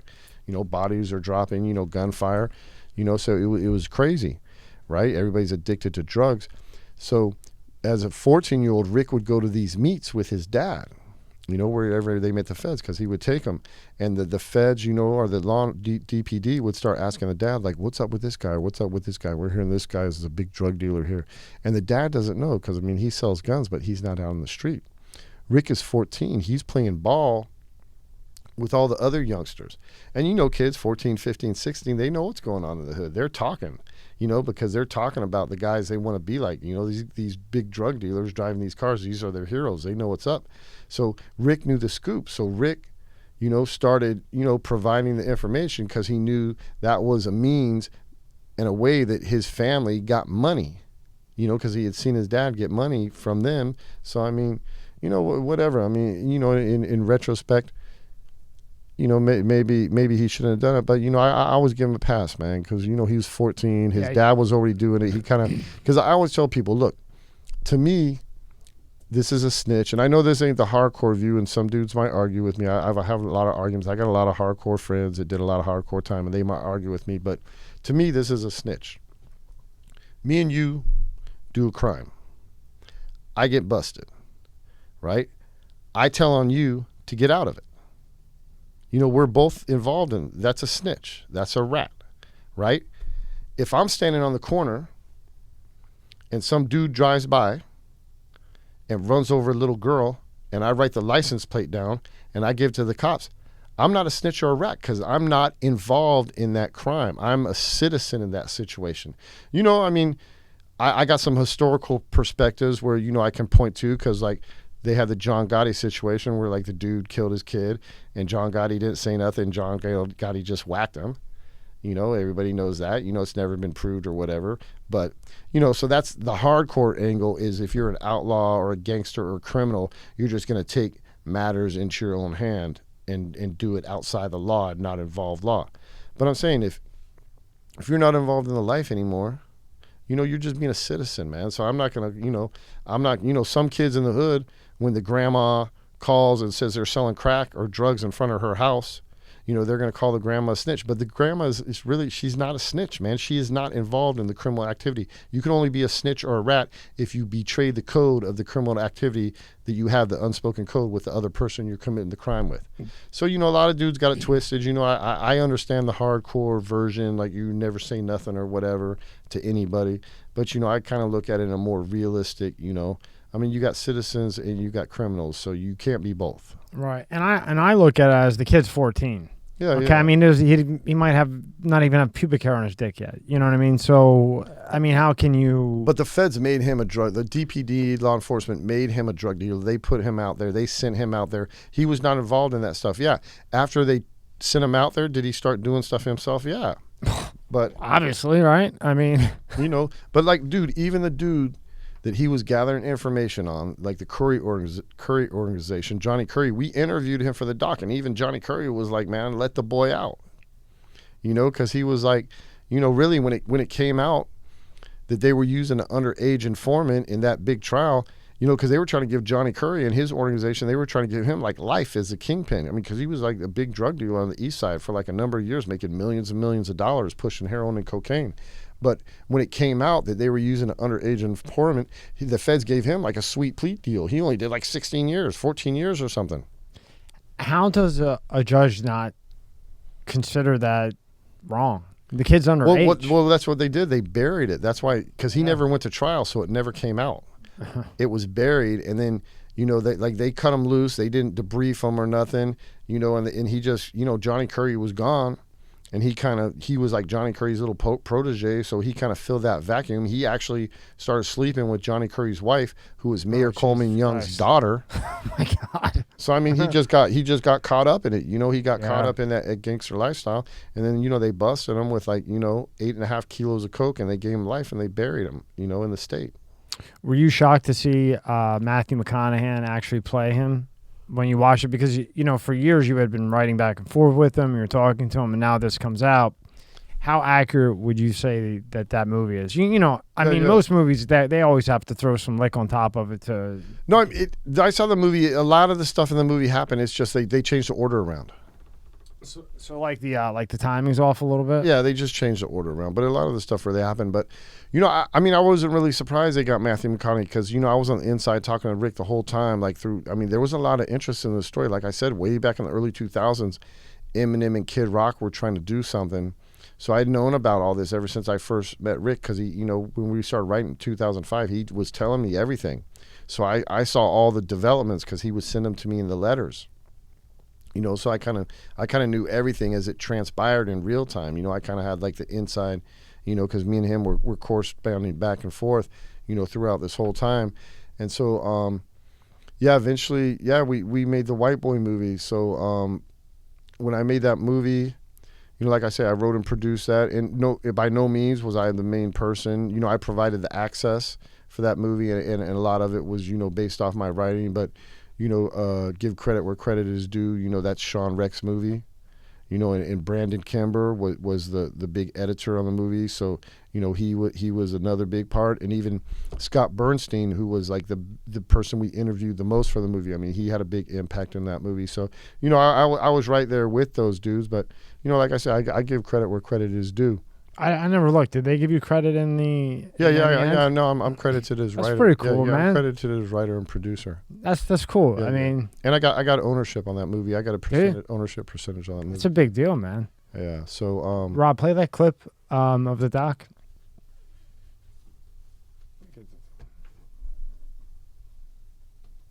One day, I get a tip that they're going to raid Kathy Volson Curry's townhouse. The feds go in there, and guess who's in there, in bed with Kathy Volson Curry? Richard Wershe Jr. Imagine my editors asking me, what have you got going today? I said, well, an alleged notorious 17-year-old drug dealer was caught in a raid sleeping with the niece of the mayor on a Friday afternoon. That's a bad day for the mayor's office. Yeah, you could see that guy's pores in that camera, man. yeah. Now, who's this here? The girl right there. Yeah, that's Kathy Volson. That's Kathy Volson. That's her. So huh? that's Mayor Coleman Young's niece. Jeez. Talk about twists and turns, huh? Yeah, so we actually we had reached out to her to try to interview her, but she didn't want to do an interview. I would assume that would be the case. Yeah, but you know, at that time, you know, that was you know, Johnny Curry's wife. You know, and they said like at the time, like due to that connection, like they said like Johnny Curry could just like walk in a lot of the precincts, like he had like a pass, like they'd give him any information he wanted.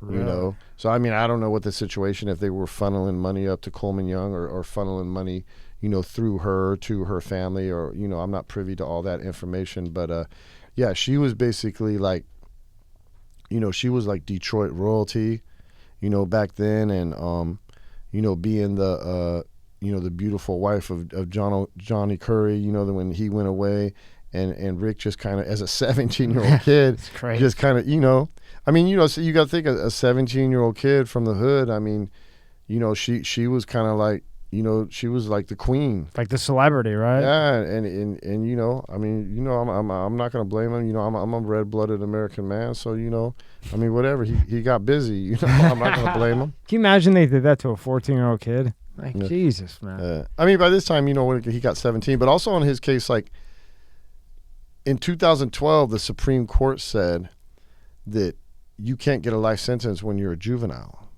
right? So he got a life sentence when he was 17, under the 650 lifer law, like over 650 grams of cocaine, you got life.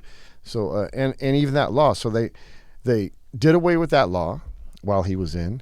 The Supreme Court said a juvenile cannot get a life sentence in 2012, and still, like, this motherfucker was in jail, dude, until, like, he didn't get out until, basically, like 18 months ago. What was his actual charge?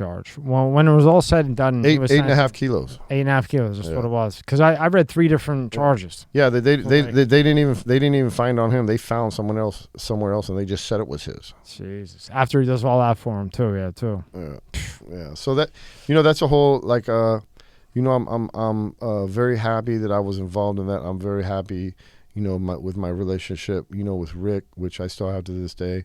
I'm very happy that Shawn Rech was gracious enough, to take me under his wing and teach me, because everything that he taught me, like, I'm utilizing now. I'm like laser focused. Like, this dude, basically made me into like a beast with the filmmaking stuff, man. He gave me all his secrets. Well, the 3 sizzles that I just saw are as good as any sizzles I've ever seen. Rob, what'd you think? You've been in this filmmaking industry for your life. Not TV, but yeah, TV, whatever, same thing. It was probably not the same thing, right? Pretty incredible. Yeah, pretty good. I mean, but I'm pretty saying good, pretty incredible. What I mean is, and I'm not saying this in a bad way, a guy that did a lot of time comes out and very quickly is that good. I mean, that's pretty impressive. Yeah, but I mean, at the same time, like.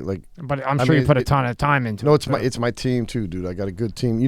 Like anything in life, right? I think one of the keys to life, whatever business or whatever, be it crime, be it selling drugs, be it film, be it running a landscaping business, you have to identify the people that are going to work for you, and the people that are going to work hard for you, and the people that are passionate about what you're doing. And believe in you too, right? Because I tell people all the time, look, I've been in the position now, since last spring where I've got a lot of investment money, and I can hire people, right? And I go through processes with people. Like, I make them show and prove. I just don't hire them. I just don't throw out contracts. You got to show and prove. You know what I'm saying? So you got to do some work for me for free to show me what you can do. And I don't care if you're like this big editor, or you have stuff at SWSX, or you have stuff at Tribeca, or you have stuff on Hulu and Netflix. I don't give a fuck about all that, right? Because I don't want a mercenary. You know what I'm saying? I want somebody who believes in the project, and I want somebody who's going to bust their ass to make the best film possible, because this stuff is all collaborative. And like I don't even care. I don't care. All this stuff, I write original outlines for all this stuff, and it's all based off my original idea. I'm the visionary. It's all based off, my material and my ideas, what I come up, how to shape these things. But in the process, if the editor I'm working with, if he comes up with a better way to show this film, I'm not an egomaniac, man, because it's all about, at the end of the day, it's all about what is best for the film. You have to be open-minded. Yeah, you have to make the best film possible. I mean, that's what I'm about. And you want people like you worked for free to get where you're at. Yeah, so you want someone like you that's hungry, passionate, and will put their heart in it, rather than some guy that has, you got a 10-year college education? I don't know about you, but to me, that don't mean anything. Yeah, I mean, I'm saying everybody got to make a living, but I don't hire mercenaries, man. I hire people who are, first off, you got to be invested in me and who I am and what I'm doing, and you have to be passionate about the project. Because, if you get people like that, man, then they're going to go the extra mile all day. And then if you have success in the project, then, those people can get rewarded. You know what I'm saying? Now, before we get into your life, which is one hell of a life, on top of all this, with everything that's happened over the last year, do you think that the theater movie business is dead and over? And I don't mean, renting off Amazon Prime or Netflix. I mean, actually where you theaters, go. Yeah. No, I've had a lot of discussions, man, because as I've been getting these different projects ready, and we're going to get ready to launch them next year and bring them to the market. We've been looking at, like, man, should we do a limited theater run? I mean, is there's still some prestige with that. Is it even worth it? Can we make money doing it? And, especially after COVID, I just don't think, unless like you're one of these big Marvel movies with the, $1 million, $5 million marketing budgets, I just don't think you can make money. Because, I mean, I don't know.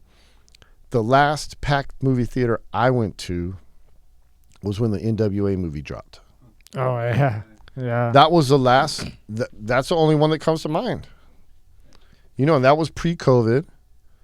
And that was the last one that I can remember that I went to an opening day, and it was like packed, and it was so packed, like I had to sit down, like right down in the fucking front. But I was like, there's a fucking NWA movie. That's my shit. So I'm like, I'm gonna sit down right in fucking front. You think though? A question: do you think that it'll morph like the traditional movie theater? You sit down in the seats, the screen's in front of you, you watch the movie. Do you think it'll transform to more of like, that IMAX feel where you're in the movie? Like maybe that's the future of the movie theaters. Maybe it's not our traditional screen, but we're surrounded by this world, and now we're in it in a big time way. Yeah, I don't know. I mean, they gotta come up with something, man. Because I think, the theaters. Most times I've gone to a couple of movies. I mean, the theaters are always empty, man. Like, it's kind of cool you sitting there with a couple of people, but not good for the industry. Yeah, it's just like, it's like crazy. So, yeah, I don't know. I mean, I've seen a couple. They've tried a couple like virtual reality type of movies. I actually wrote about a couple for Vice, so I don't know if that really took off. But yeah, I don't know. It's going to be interesting to see. But me myself. I love the big chains. I love the AMC's. I love going to those movies. They got the nice big seats. Really comfortable and stuff. It's like something that. You can look forward to at the end of the week. And you get the popcorn. It's just like a thing, but. But nowadays everybody's on iPads and this shit, Yeah, so, but then even like I watched the Dune movie when it came out, because I'm a big fantasy the game? dude. Yeah, I'm a big fantasy dude. So I watched that, but I watched it at home. Fucking remember Doom? Yeah, Psychogenesis. Yeah, but I watched I watched it at home, so I didn't even go to the theater. So I don't know. As a filmmaker, like how much more is it to put it out in the theater as far as budget? Even if you did a limited release to the theater. How much more budget, just on average? I know it varies depending on which areas you pick. No, I think it costs a lot because you got to do all the print, you got to do all the digital. It could be like 1.5 million if you're trying to get a big launch. Even the billboards, and then commercials. Fuck, you know what? I haven't even really seen many movie commercials. Yeah. I don't really watch TV much anymore. Yeah, I haven't either. So I don't know. I think at one time it was like. The movie theaters would pay for a lot of that, but they're not making any money. So I've even heard that like a lot of movies now, it's like it can be like a 20/80 cut for the theaters. You know what spiked? Drive-ins. I was reading in the paper maybe a month ago that drive-in movie theaters started they opened up 5 here now. There was only 2 when I first moved in the area. Definitely through the the last 2 years or something. But no, I grew up. I love the drive-in. I love it too, man. You just sit there with your girl and smoke some weed and have a good time. Nobody can bug you. No babies crying. I grew up going to drive-ins in the 70s. I love the drive-in. I have man. real good experiences from that. Now, even as a teenager. Now that wouldn't be crazy to put in, right? That would have to be way less budget-wise to put in a drive-through, or maybe not. Yeah, I don't know. I think it's about what I've seen, what I've come to notice with this business, like the more from my writing and my books, and now getting into this documentary stuff.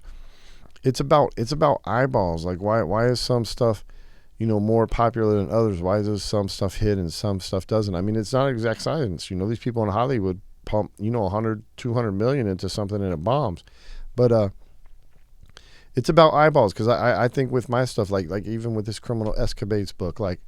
If 10 dudes see it, like how many are gonna like it? Maybe 3, 4. How many are gonna buy it? Maybe 1.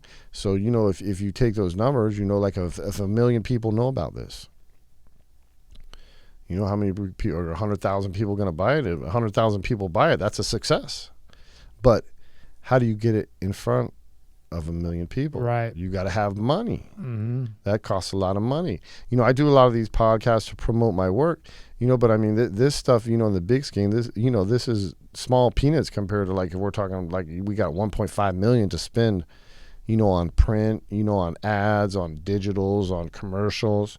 It's you never know? enough. I mean, even with the YouTube thing, like I'm doing. I mean, you get down that wormhole, and then fuck.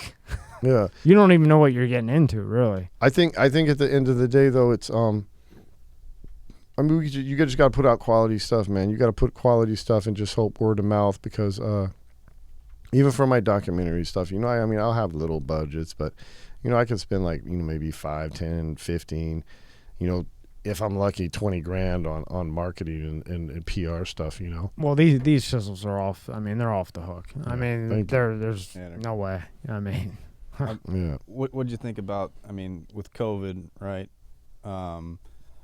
Perfect timing, and probably I think the budget wasn't too much, but the Tiger King. I mean, the Tiger King. Look, the Tiger King was crazy. I mean, that was definitely a phenomenon of you know, that time period and what was going on. But so I see the same thing with White Boy. So check out, because White Boy, we did Doc New York's, like, in the fall of 2018, and then we got a STARZ deal. So White Boy actually, you know, premiered like 2018, right? So we got the STARZ deal. We were on STARZ for like 18 months. wow. And it didn't really, you know, like, I even told people it wasn't really like a big blip on the radar. You know, but this is like pre-COVID, you know, this is pre-pandemic. This is you know, Black Lives Matters going international, you know, on all the protests and stuff that we had in this country and other countries.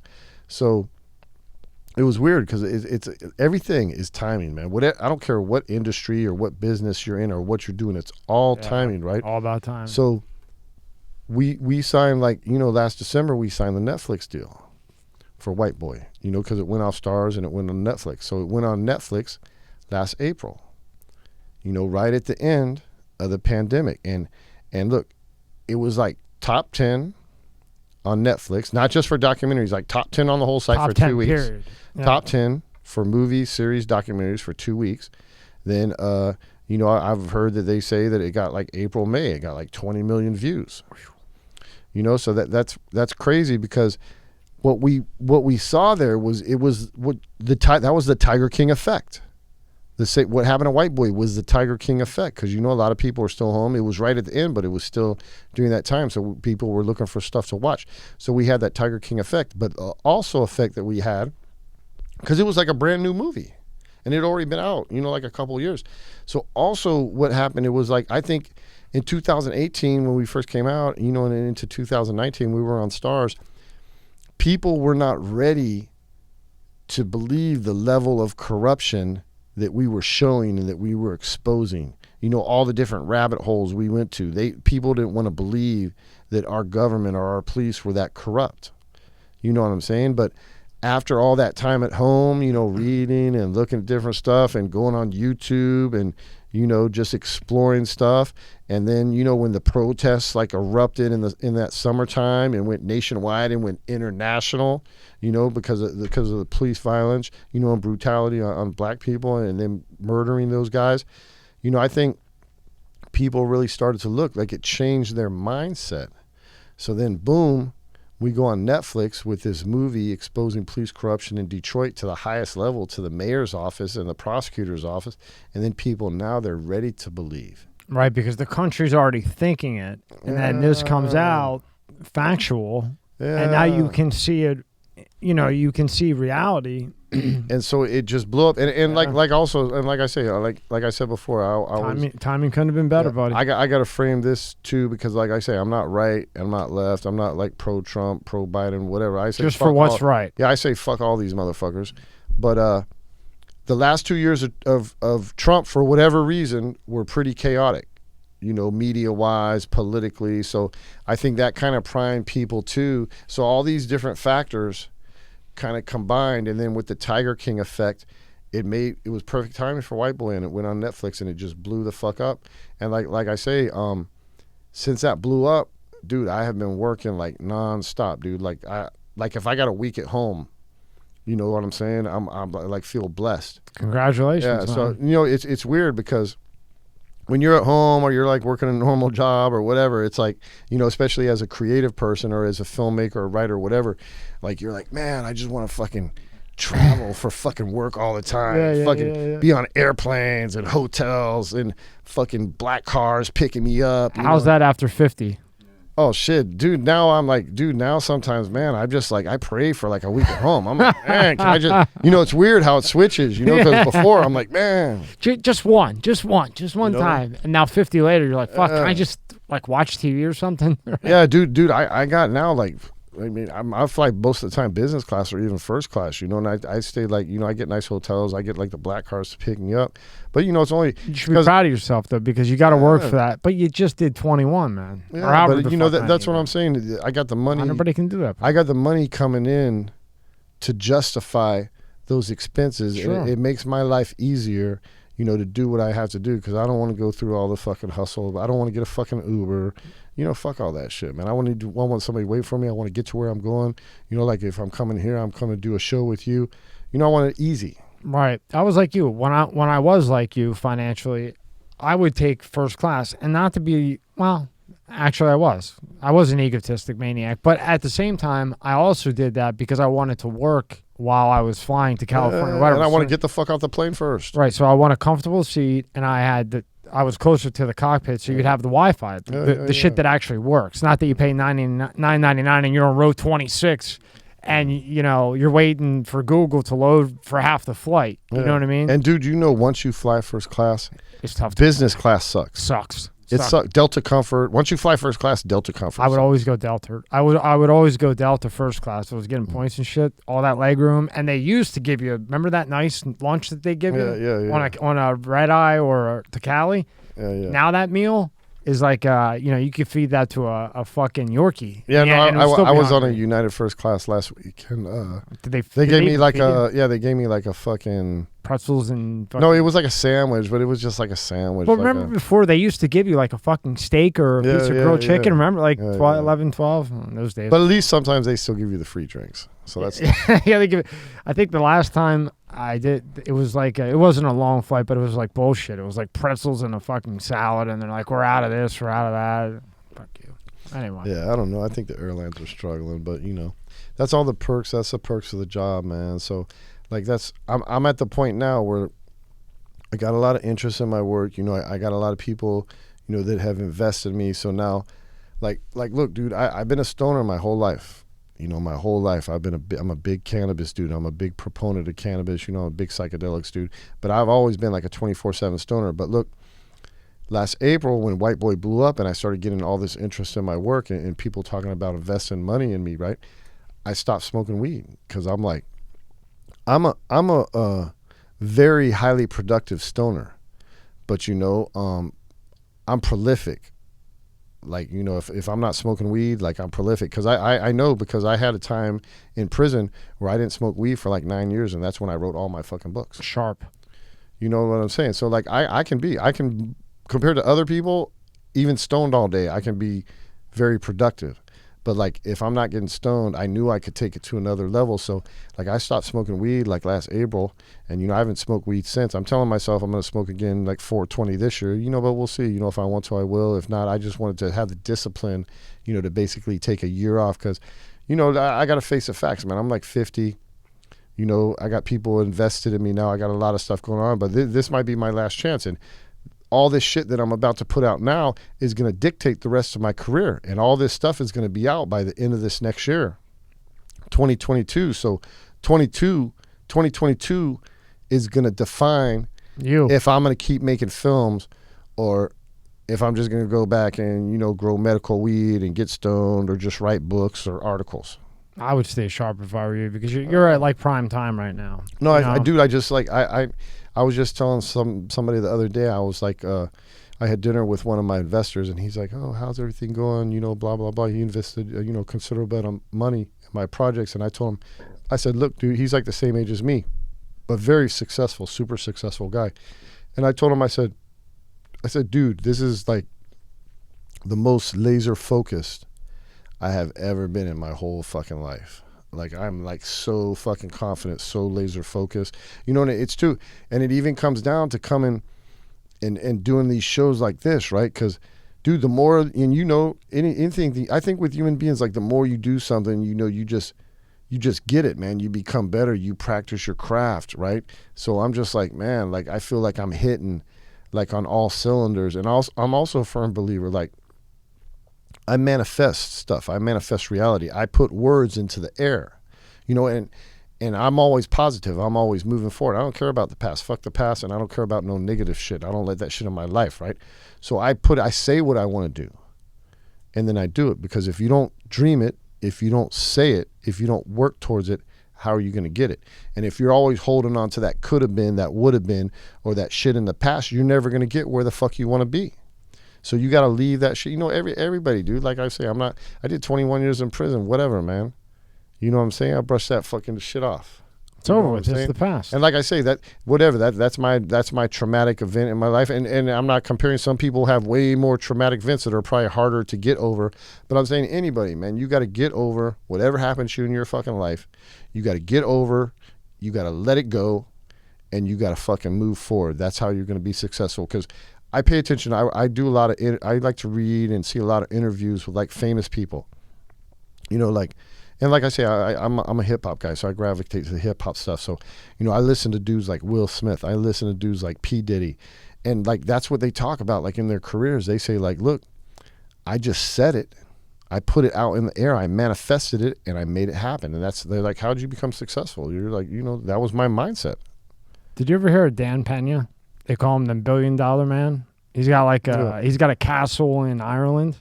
No. I bring him up because I used to watch him all the time on YouTube, and he's funny. But he's the type that, in my opinion, you know, I just met you, right? But that a guy like you or me or Rob would listen to, because he's real. Like, fuck you, fuck this, fuck that. They call him the $1 billion man because he'll bring in 15 people to his castle and break you down to nothing, and then build you back up, and then stay on you for a year. Did he do your sheets? Did he do your spreadsheets? Whatever. And when he tells his story, he used to go in, he was dirt poor, but he would go into the Rolls Royce dealer every 3 weeks. He had no money, but he would constantly go in, act like he's going to buy it, look at it. So then he would go home, put that picture of that Rolls Royce on the wall, and he'd look at that every day, and he'd tell himself, one day I'm going to have that fucking Rolls Royce. And then he would keep going in. So now the pressure in his mind subconsciously is that he has to find a way to get this Rolls Royce. So now he's working 20, 21 hours for years and years. Now that comes with a cost. You lose relationships, friendships, family, everything else. But at the end of the day, the fucking guy's a billionaire, multi-billionaire, and has a castle. You gotta want it. And but you gotta believe my point is that I like that, and I did the same thing. I would go into the Lamborghini dealership over and over and over until I could one day afford one, which then got taken, but still got one, you know.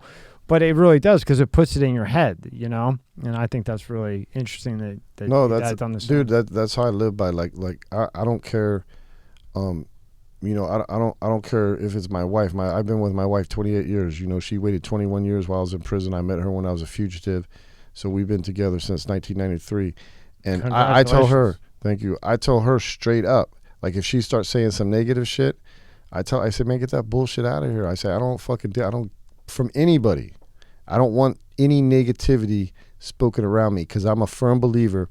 If you put it in the air, you make it a reality, and it has a chance of happening. Well, wouldn't that be like the universe? If you put it in the universe, the energy is there. There's no denying that there's energy. Yeah, so that's like, even like a lot of times when I first start doing projects, you know, like I might post pictures of what I'm doing, but I don't even like to tell people, man, because sometimes you put too much stuff out there, and it might not even be people you know, but, you know, people start hating on it, like, oh, he's not like that, oh, he ain't gonna do shit, or whatever it is.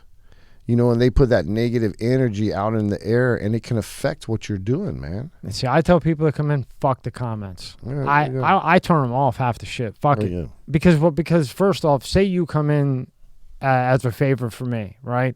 And some troll doesn't like you because maybe you're more successful than him, or for whatever reason. Maybe you're at the bar and he said fuck you, you said fuck you back, and now he sees you and you're popping, right? Yeah. Now, I don't want you to come on my show as a guest and 10 people are knocking you, because now he's got 10 other people. So now you come on and you got 20 people hitting you. And for an example, like we were in talks with Aaron Rodgers, and in the beginning, the quarterback, they were all okay. Then the branding agent saw some comments from a few different guests that I had that had the trolls and shit. And the branding agent had called back and said, look, we're interested in coming in, but we have a concern about Aaron's endorsements, his branding, because, you walk him into a fire field, that might not look so good for whoever he's signed with. You know what I mean? So to me, my suggestion is fuck the comments, because if you're sensitive in any type of way, it could totally throw you off. And then you go from what you have set in your mind, which you should go with your heart, to what some jerk off and tighty whitey nut huggers that has the time to actually type Screen that comment. Screen gangsters. That's a good comment. Like in jail, we call them cell gangsters. So in jail, the cell gangster is a dude when the doors are locked, like he talks they're big talking all the shit. Yeah. He talks big shit. But then as soon as the doors are popped and you go to that motherfucker and you're like, what's up, man? Were you saying something? And he's like, no, I didn't say nothing. Yeah, yep. So I call them screen gangsters. And plus you got to look at this too. That's a good too. one, Rob. Write that down, screen gangster. You got to look at this too. Look, when I post on social media or whatever, I make comments. I do comments under my real name, Seth Ferranti. All my shit's under my real name. So look, who are these dudes? Not only these screen gangsters, but they're saying shit under some fake name, dude. So, like I say, it's not even worth paying attention to them, because why am I going to pay attention to somebody that's commenting on shit under a fucking fake name? Right, and then like you can't even claim it, dude. Like you're that fucking it gets lame. Worse. Then they go and they get ExpressVPN for $19.99 and put themselves in fucking wherever, Australia. So now you got a fake name. You're in a fake country with a fake icon, some like whack thing. It's just so look, unbelievable. I don't usually read the comments. I mean, that's not something I've done, but I have, like, sometimes I'll go in, like, whatever, and look, I've done this, like, on shit, right? I've seen dudes, like, I take the dudes that make negative comments, like, I big up the people, that make the positive comments, but the ones that make negative, and like I say, I don't do it to practice, but sometimes I'll go in and I'll just look, because I just want to know. I'm curious, right?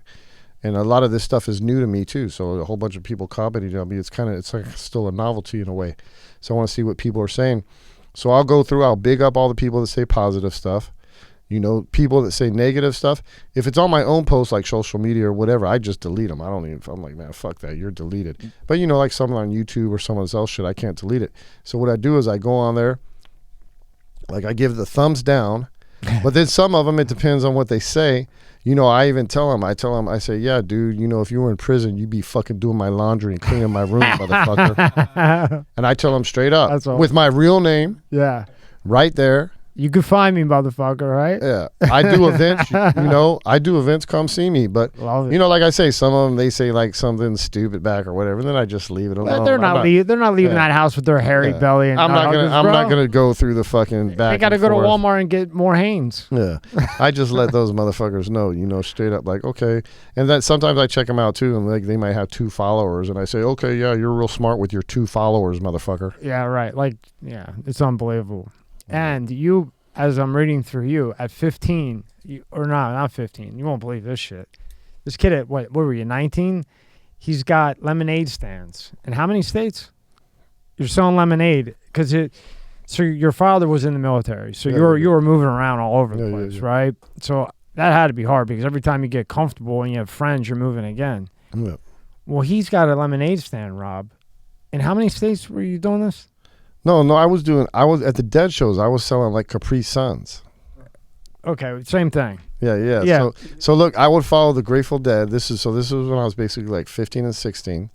Yeah, I would follow the Grateful Dead, and I would go and I would have these Capri Suns, right? And I would buy them, and then I would sell these motherfuckers like on the lot, right? So I would put them on ice, and there'd be like, I could get like a 10-pack for like $2. You know what I'm saying? And then I would sell these things like fucking, whatever, $2 each. And that was how, like, when I first went on tour following the Grateful Dead, how I would pay to go from, I was like a vendor. But eventually, I found out about the acid, and the weed and all that stuff. So I kind of moved up, leveled up. But how many states did you have this Capri Sun thing going on? Didn't you have it in multiple areas? Oh, well, I mean, for my drug stuff, yeah. Okay, I see. Now, Yeah, now yeah, it's yeah. making sense. Yeah, Okay. yeah. Okay. No, I mean, for my drug stuff, I was supplying 15 colleges in 5 states. That's quite a business at 19, huh? Yeah. So now, before that, you realized that your dad is your stepdad at what, 13 or 14? Now, Yeah. was that a big hit for you? Did that fuck you up? No. I mean, I think the whole path I went to was basically caused by that. Yeah. Really? Yeah, that was a big thing. You know what I'm saying? So, yeah, I mean, it kind of you kind of grow up, thinking who you are or what you're about, and then you kind of find out it's false. So yeah, I took like a left turn. Was your stepdad? Was it good growing up or not? No, I mean he was cool. I mean he was a good provider, but I don't know. I think as a kid you can always kind of sense that, that something's missing. Yeah. Because it wasn't my biological father. But I'm saying I still call him dad. I mean, sure. I mean he was a good dad. He was a military guy. Actually, my real dad was military too. Wow. So my my interesting, stepdad, he was actually my adopted dad. So he was a fighter pilot. Navy fighter pilot, and then my real dad was a Marine helicopter pilot. Don't want to fuck with him. Yeah, my mom had a thing for pilots. Obviously, right? Yeah. Did you ever reach out and find your real father? Yeah, no, I talk to him now. So before I That's developed a relationship with him as a teenager, and in prison, like all the college courses I took, I got 3 degrees, a AA, a BA, Wow. and a master's degree. I kind of he paid for it all, like correspondence courses. Like a lot of people think. I even read the comments sometimes. Like people say, "Oh, like they paid. You went to prison, got a degree. I got all these loans." I always set people straight. I'm like, no, my dad paid for my correspondence courses. The prison didn't pay for shit. And you didn't, obviously.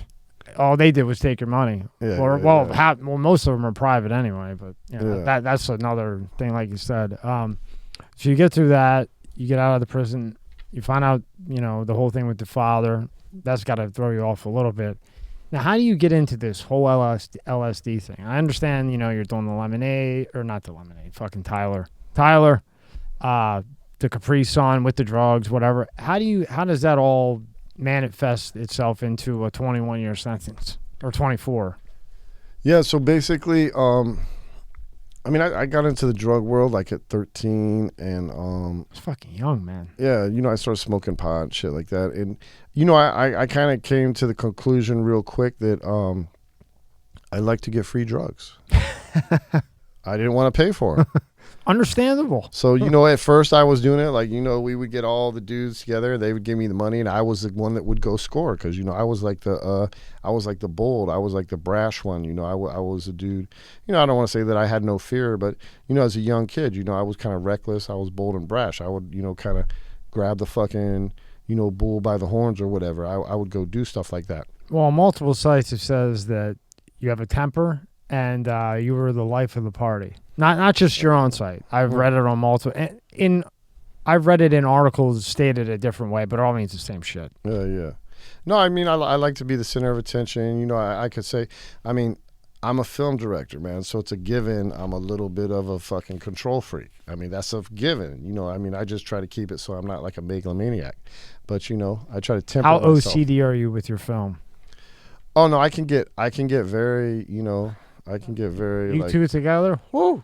I want shit to look a certain way. I'll be back. You know what I'm saying? I want shit to look a certain way. I want it to be, I want Sure. the frame. It's all about the frame. But, getting back to the, kind of my career, my first career. Your criminal career. My first career as an outlaw, I saw really early that, free drugs were cool. So first I was just getting other people's money, and I could figure out if I went and got it, I could keep my own money and maybe pocket some of their money.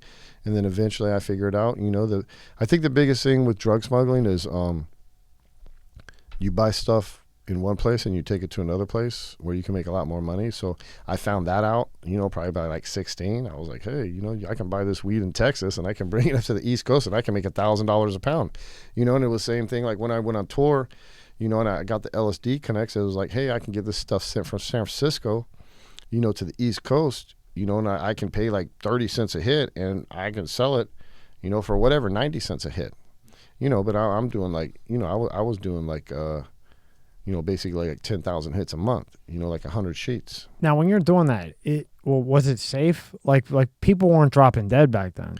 No. I mean, see, this is another thing. Like in the Grateful Dead kind of scene, Like Error, yeah. Yeah. I mean, these people are still around today though, but they have, you know, they call them families. But I mean, you know, law enforcement would say that these families are like criminal organizations. But really, they're not like criminal organizations, because how often, you know, like if somebody snitches on somebody in the mafia, what happens to them? Most of the time, they get fucking whacked, you know, whatever. They're swimming with the fucking fishes, right? But you got these Grateful Dead families that push weed and psychedelics. You know, a lot of times if somebody snitches, they just get ostracized. You know what I'm saying? They don't get killed. So that's why, you know, they're called families for a reason, you know, because they're like a family. They look out for each other. But yeah, and like I say, they're not criminals though. They break laws that they think were wrong. And they break laws that, you know, you look at it now, okay, they were justified. You know what I'm saying? So, you know, but they're all these different families, and what they do, I got involved with these people, right? And that's what they do. They're like, you know, it's kind of based on the hippie stuff. You know, like back in the day, Summer of Love, you know, it all stems from that, and it stems from the music. But that's what they do. They want to do. They want to push these psychedelics. They want to push, you know, the marijuana, because they want to open people's mind, because they believe in peace. They think if everybody tripped on LSD, maybe we could, in everybody in the whole fucking world, maybe we could achieve world peace, because maybe everybody's mind would open where they could see, you know, things differently. So, you know, I mean, if that's true or not true, that's kind of where all that was coming from. And I got involved with these people, and I was getting the LSD sent, you know, I was supplying it to colleges, and, you know, like my case, man, like the war on drugs started like late 80s, 88, 89. You know, they made these federal mandatory minimums. They made these sentencing guidelines. You know, and at first they were just, you know, it was racist. They were, you know, let's be straight. It was racist. They were going after all the African Americans in the inner city for the crack stuff. You know, but eventually they started getting some pushback on that. You know, when all the federal prisons, because the federal prisons in the 80s, the federal prisons were mostly white people up until the 80s, you know, and then it flipped. Then by like the early 90s, it's like 75% African American. I mean, they were just like literally like going through neighborhoods and taking all the young black men and throwing them in fucking prison. And you know what, Seth? I remember seeing a guy, and he was like 19, you know, just selling crack on the corner to support his 2 daughters that he had. He like a nobody, you know, and that was when they did the, what was it, 20 to like 200,000 or whatever the fuck it was. Yeah. And it was like, no, it was 100 to 1. 100 to 1. I'm sorry. Yeah. Now, so there's one crack cocaine ratio. There's one kid at the time, 19 years old, just trying to support his daughters. It's not like he's got kilos in his car that he doesn't have because he can't afford it. They give him 25 years. 25 years. Yeah. He couldn't even read. It's fucking insane. Now, the same guy with that amount of cocaine, which is fucking crack, what would it, 2 years, 3 years, 5 if he had like a piece on him or something? Like, no, it's crazy, man. You know, it's and then you take that person's life away. And then I had seen maybe 20 guys get released, but they had been in since they were 19. Yeah. And it was just like they would wake up one day, it's time to go. And leading up to that, they thought maybe excited, but then when it would happen, you'd see these fucking nuts like cry. Yeah. Like guys that you were like, not him, you know? Because they're like, what do I do? You know, it's been 20 years. My family doesn't talk to me anymore. My kids don't talk to me. I got nobody to call. I don't exist to anybody I knew. Yeah. Oh, here's a bus ticket, Seth, and $100. Good luck. Yeah. Sorry we messed up 20 years of your life. Yep. I mean, it's just insane. And this war on drugs to me is, and as I got into reading, you know, your background, it's fucking insane. All you have to do is look at Portugal. Yeah. And I don't understand why nobody reads any type of literature. If you look at the literature of Portugal, their crime rate went down 82%. You can walk in and you can buy heroin. Yeah. Their death rate went down over 70%. If you get caught, they don't throw you in jail. They give you a sentence. And your sentence is, Seth, because I read it verbatim. If you get caught with under a certain amount, now you get keys of fucking heroin, you're going away. Yeah. But if you got say 100 grams, Seth, for 6 months, twice a week, you got to go to rehab, and not United States rehab. I'm talking the tax money that they make off of the drugs in Portugal. They actually put into the rehabilitation, not this guy's private plane. Yeah, you know what I mean? So now you get popped. As long as you go to those 2 a week for 6 months, wiped off your record, go home. Yeah. And they actually rehabilitate them. Yeah. That's the only way you're going to beat it. But it will never happen here because there's too much money. And they're all fucking involved in it. The C's, the B's, they're all involved in it. Yeah. So it's so punitive here, man. And even like me, so my case started in 91.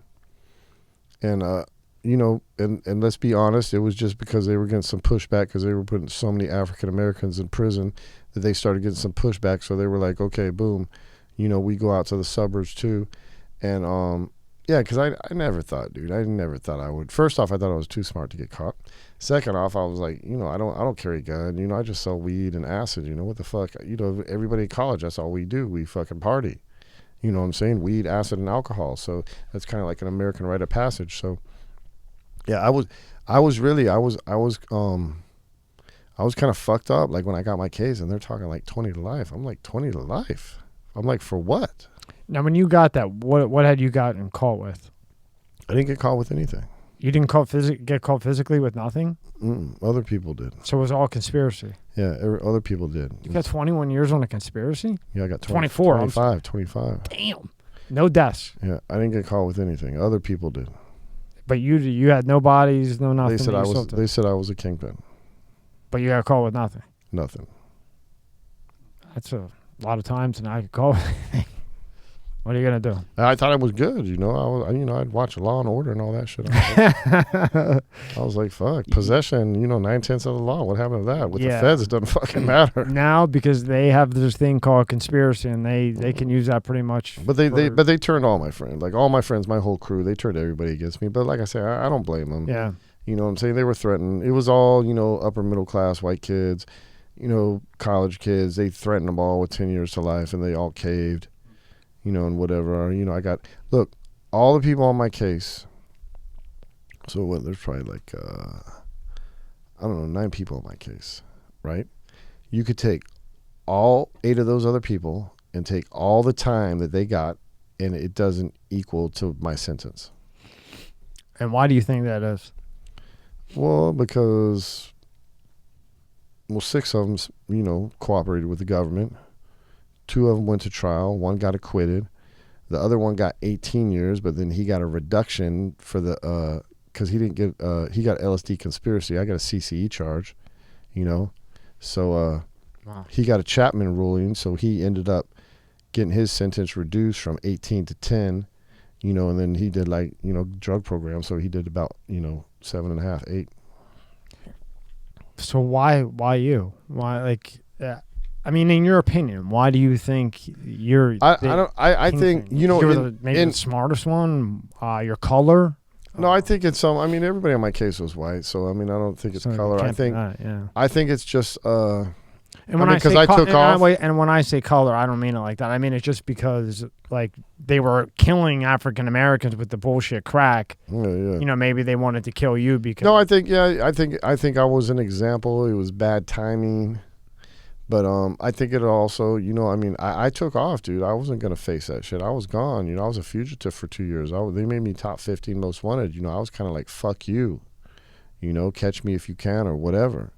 Nah. So, I mean, I think that pissed them off too. And, you know, in the same regard, you know, I was from an upper middle class area.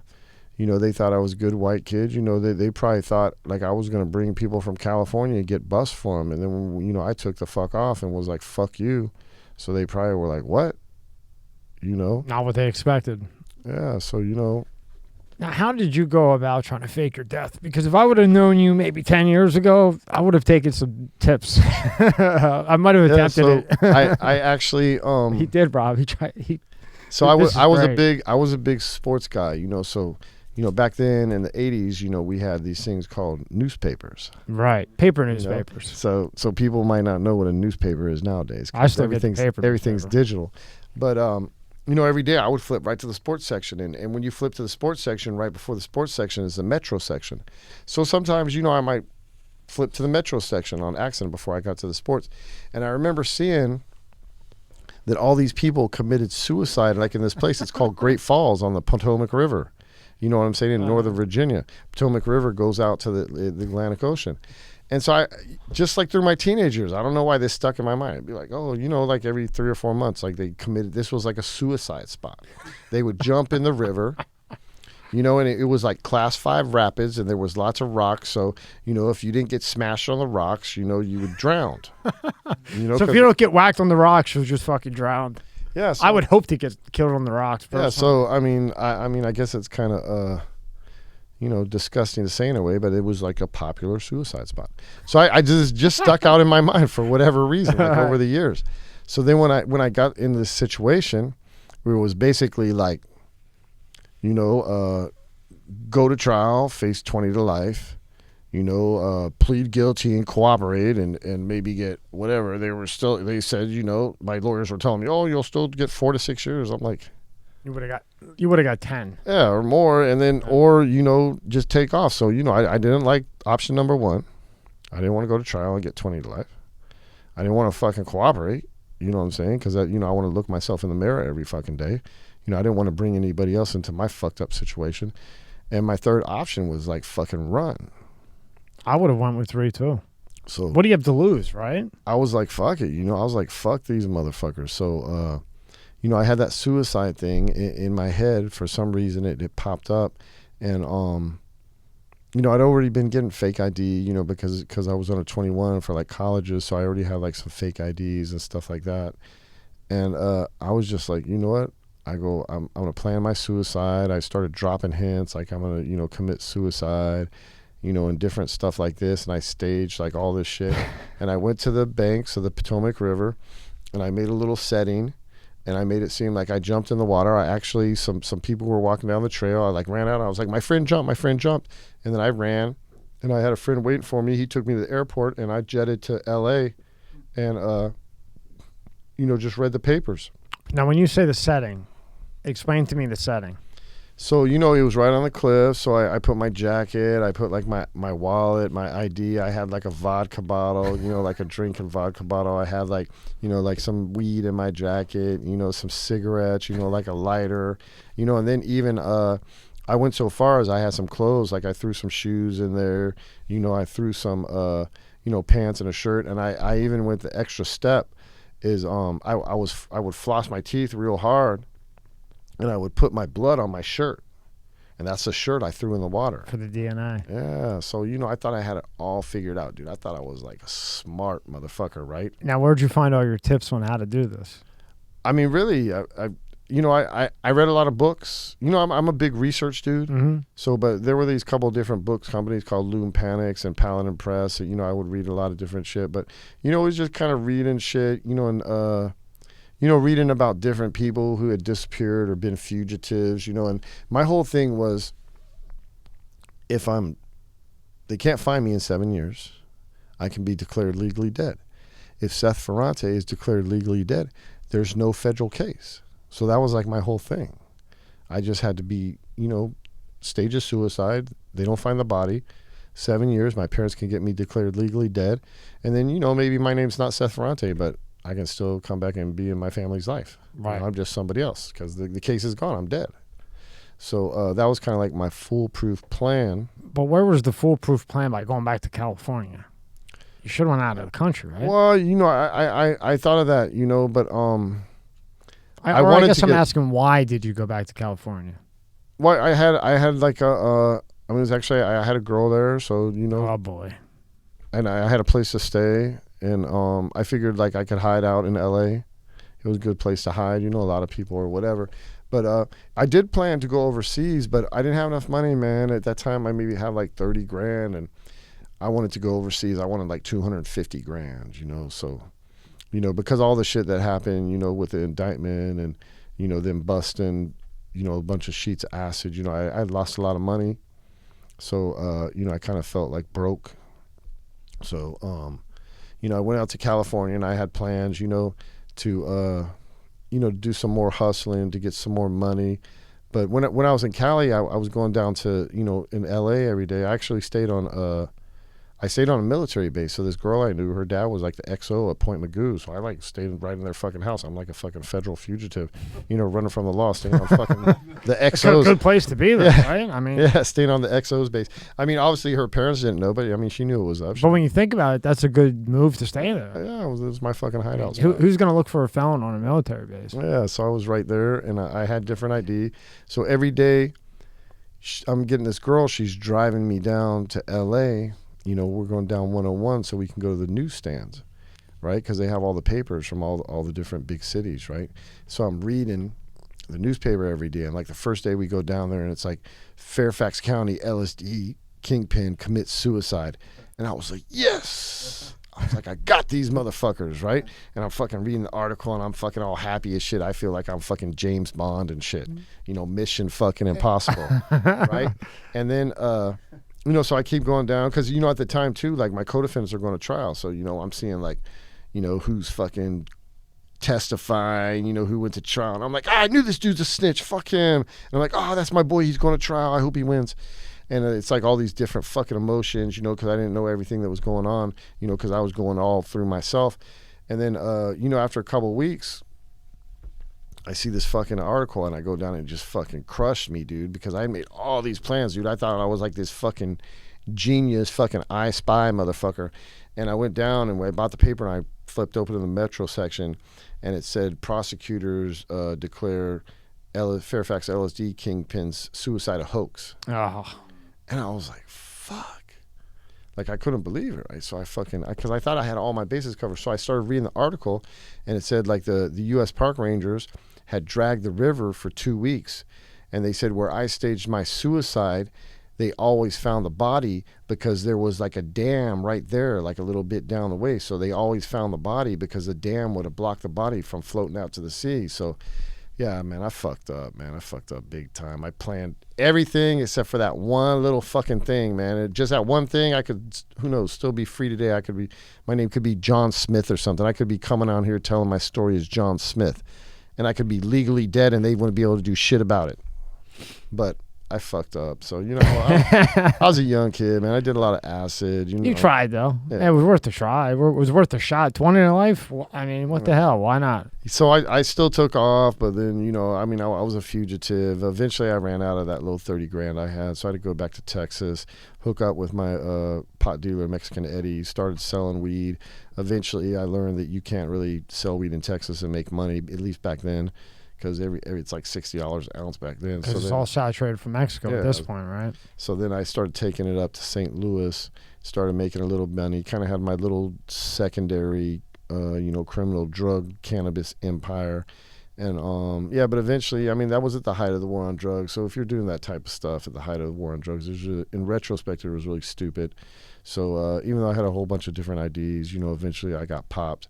They matched up my prints and they extradited me back to Virginia. How did they end up catching you in the end? You wake up one day, you have your breakfast. How does the day go? So actually what I did, I was hustling and I had a buddy that he sold weed for me. So we were actually going out to the bars in St. Charles. It's like this area called Main Street, where, everybody goes down, hangs out, drinks, gets in fights, shit like that, shit we used to do in the 80s. And, we both had weed, so I had like 3 pounds. So we go and we drop off this 3 pounds with this dude, and I'm waiting for him to bring the money back. And my buddy had a little weed. He used to sell weed for me, and he was supposed to drop it off at this restaurant. But what happened when he went to go in the restaurant to drop it off? The dude, they were too slammed, the cook, so he couldn't drop it off. But I didn't know this, so I thought we're good. We're just waiting for money. So we're waiting for the dude to bring me the money for 3 pounds. So we pull in St. Charles behind this Burger King, and we're fucking smoking a joint, waiting for the dude to come back. And, like a lot of drug deals, fucking dudes taking forever. So, we smoke a couple fucking joints, because we're about to go out and party anyhow. We're just waiting for the money. And just so happened, a week or 2 weeks before, this Burger King like because it's like closing time, like whatever 9 or 10. They had been robbed through the back door. Oh fuck. So they see us, and they fucking, you know, they call the fucking cops. Cops comes. It smells like fucking weed. You know, we don't have no weed in it. We'd actually smoked all the fucking joints. So I was like, whatever, you know. And my buddy told him, yeah, search the car. And then they searched the car, and this dude got like a fucking half pound of weed in a guitar case, you know, and they find it. So they arrest us both. They take us both down to like the St. Charles County. And you know, my friend, he does the right thing. You know, he's like, it's my car. You know, I just picked him up. He didn't know anything about it, even though it was my weed. You know, it was weed that I fronted to him. So he owed me for it, but he did the right thing. He got me out, but they printed me. So, and also at this time, like, I had no idea I was top 15 U.S. Marshals list, dude. I was like a first-time nonviolent offender, you know, like weed and psychedelics. Like, what the fuck am I a top 15 U.S. Marshals list? Like, that's crazy. I didn't carry a gun. Well, I you know, didn't kill Matt anybody. Cox, you know him. He was 1 or 2. I think he was number 1 for a period of time. And there was no violence at all with him. It's like crazy how they make these decisions. You know what I'm saying? So I was like, what the fuck? So, you know, I had no clue. So actually, I got out. I went and fucking got the money for the 3 pounds, tracked that motherfucker down, and went and bailed my buddy out, and fucking got his car out of impound. You know, but then I had no idea. Like 3 days later, they matched up my prints, and they had the fucking Midwest fucking U.S. Marshal Fugitive Task Force was like on my ass. And, you know, they couldn't find me because I was all like fake IDs through like, you know, basically like mailbox, etc., P.O. boxes for all my addresses, right? But my buddy, it was his real ID, you know, and even though he didn't live where his ID was, it was like his grandparents' house. So they went there, you know, then his grandparents convinced him to turn himself in. Then he turned himself in. He started cooperating to try to get out of it. He started driving him around St. Louis, St. Charles, you know, to all the people that I sold weed to. You know, this time I got like 20 pounds. I'm like fucking hiding out in a hotel, like, you know, by the airport, you know, trying to make this drop. I'm trying to get somebody to come buy all this fucking weed from me. I just dropped this dude like 5 pounds. The U.S. Marshals roll right up on him. And he's like, oh, I was just they're like, you know this dude? Yeah, I was just with Seth. Yeah, he's in this hotel. So they come, they stake me out, you know, for like a night. And then they busted in the morning to fucking get me. And that was it. That was it. Now, did you know back then when they came to the car at the Burger King that there was weed in that in the car? You thought the car was clean. I thought we were clean. You didn't even know. That I thought the dude, because the dude we went by, he was supposed to make the drop. Right. And then he didn't. And then that was actually the end. Yeah. I mean, because I got arrested, they matched my prints. Like I said, I had no idea that I was that big of a priority. Because even when I was a fugitive, dude, I was watching all the shows. I was watching like America's Most Wanted, Unsolved Mysteries. You know, and I even saw, like, I remember watching America's Most Wanted, and it was like, you know, the Night Stalker. You know, like it took them 3 months to match his print. You know, Richard Ramirez, a Night Stalker. You know, and I was like, man, if it took like a serial killer 3 months to match You're his like, print, I got time to I'm get like, this shit, right. it's going to take like 6 to 9 months to match up my fucking prints, you know, on the NCIC. But I didn't know I was like that fucking high super priority, yeah, for whatever reason. Now, what's your opinion on LSD and mushrooms? Because prior to coming on, you know, you see a great benefit to it. Yeah, I've always been, I mean, to me, it's about mind expansion, but I don't know. You know, I do mushrooms. I just, till this day. So I mean, I do mushrooms all the time. I love mushrooms. I don't do acid really that much because acid it's like 8 hours. You know what I'm saying? It's like 8 to 10 hours. So, you know, I don't even know if I have 8 to 10 hours to invest in tripping on acid right now. But, you know, mushrooms is cool. It's like 3 or 4 hours. But yeah, I really see it because I think in life you can kind of get like the blinders on and you start going. And you only see stuff one way because you're grinding, whatever you're doing. You know, if it's a workout, if it's trying to establish something, if it's a relationship, you're like boom, boom, boom, boom. So when you take like mushrooms or acid, like it takes those blinders off and it makes you like look all the way around and you consider other alternatives. So yeah, I really like them, man. I think they're therapeutical. I think something like mushrooms is like for like marriage counseling and depression, you know, PTSD. I think it's an amazing benefit. You know, acid, LSD, like if you want to get a little bit more introspective, like, you know, maybe if something happened to you or, you know, like, you know, some people, they're just fucked up and they might not even know why they're fucked up, you know. So with acid, like under the right, you know, guidance, like under the right setting, you know, like under a doctor or a physician or someone who, you know, a trip guide or whatever you want to call it. I mean, they can take you into those, you know, dark recesses of your souls to like figure out like why you're hurting, why you're fucked up, and then you might be able to talk about it and release it. You know, so I think they're good for stuff like that. Well, they were developed, all that shit. LSD, acid, whatever, same thing. Mushrooms, DMT, which you have in your brain, and so do I now. It's just no longer active unless we ingest it, right? Yeah. All ecstasy, all of that was made for medical use. You know, it wasn't made to be an abused recreational drug. There was medical use for it all. So now, when you take mushrooms, describe to me the effect. So we're sitting here right now. You take it. You're in a good, calm atmosphere. Yeah, I think it's like a little. I just can describe it's like an edge, man. It's like this, you know, this edge to your consciousness where it just kind of like euphoria. Almost, in a sense, like an edge, it just kind of opens up, and it opens you up a little bit. I think it makes you more grateful and appreciative, you know, for, you know, maybe the people around you. I think it makes you, you know, you might want to hug people more, you know, express your love or, you know, and admiration, you know, but more like in just like a loving, like kind of friendship way. You know what I'm saying? So I think it does. I think it does. But a lot of times for me, it makes me appreciate, you know, my life. It makes me appreciate my loved ones. It makes me appreciate my friends, because you're looking at stuff. It makes you look at stuff like the glass half full instead of the glass half empty.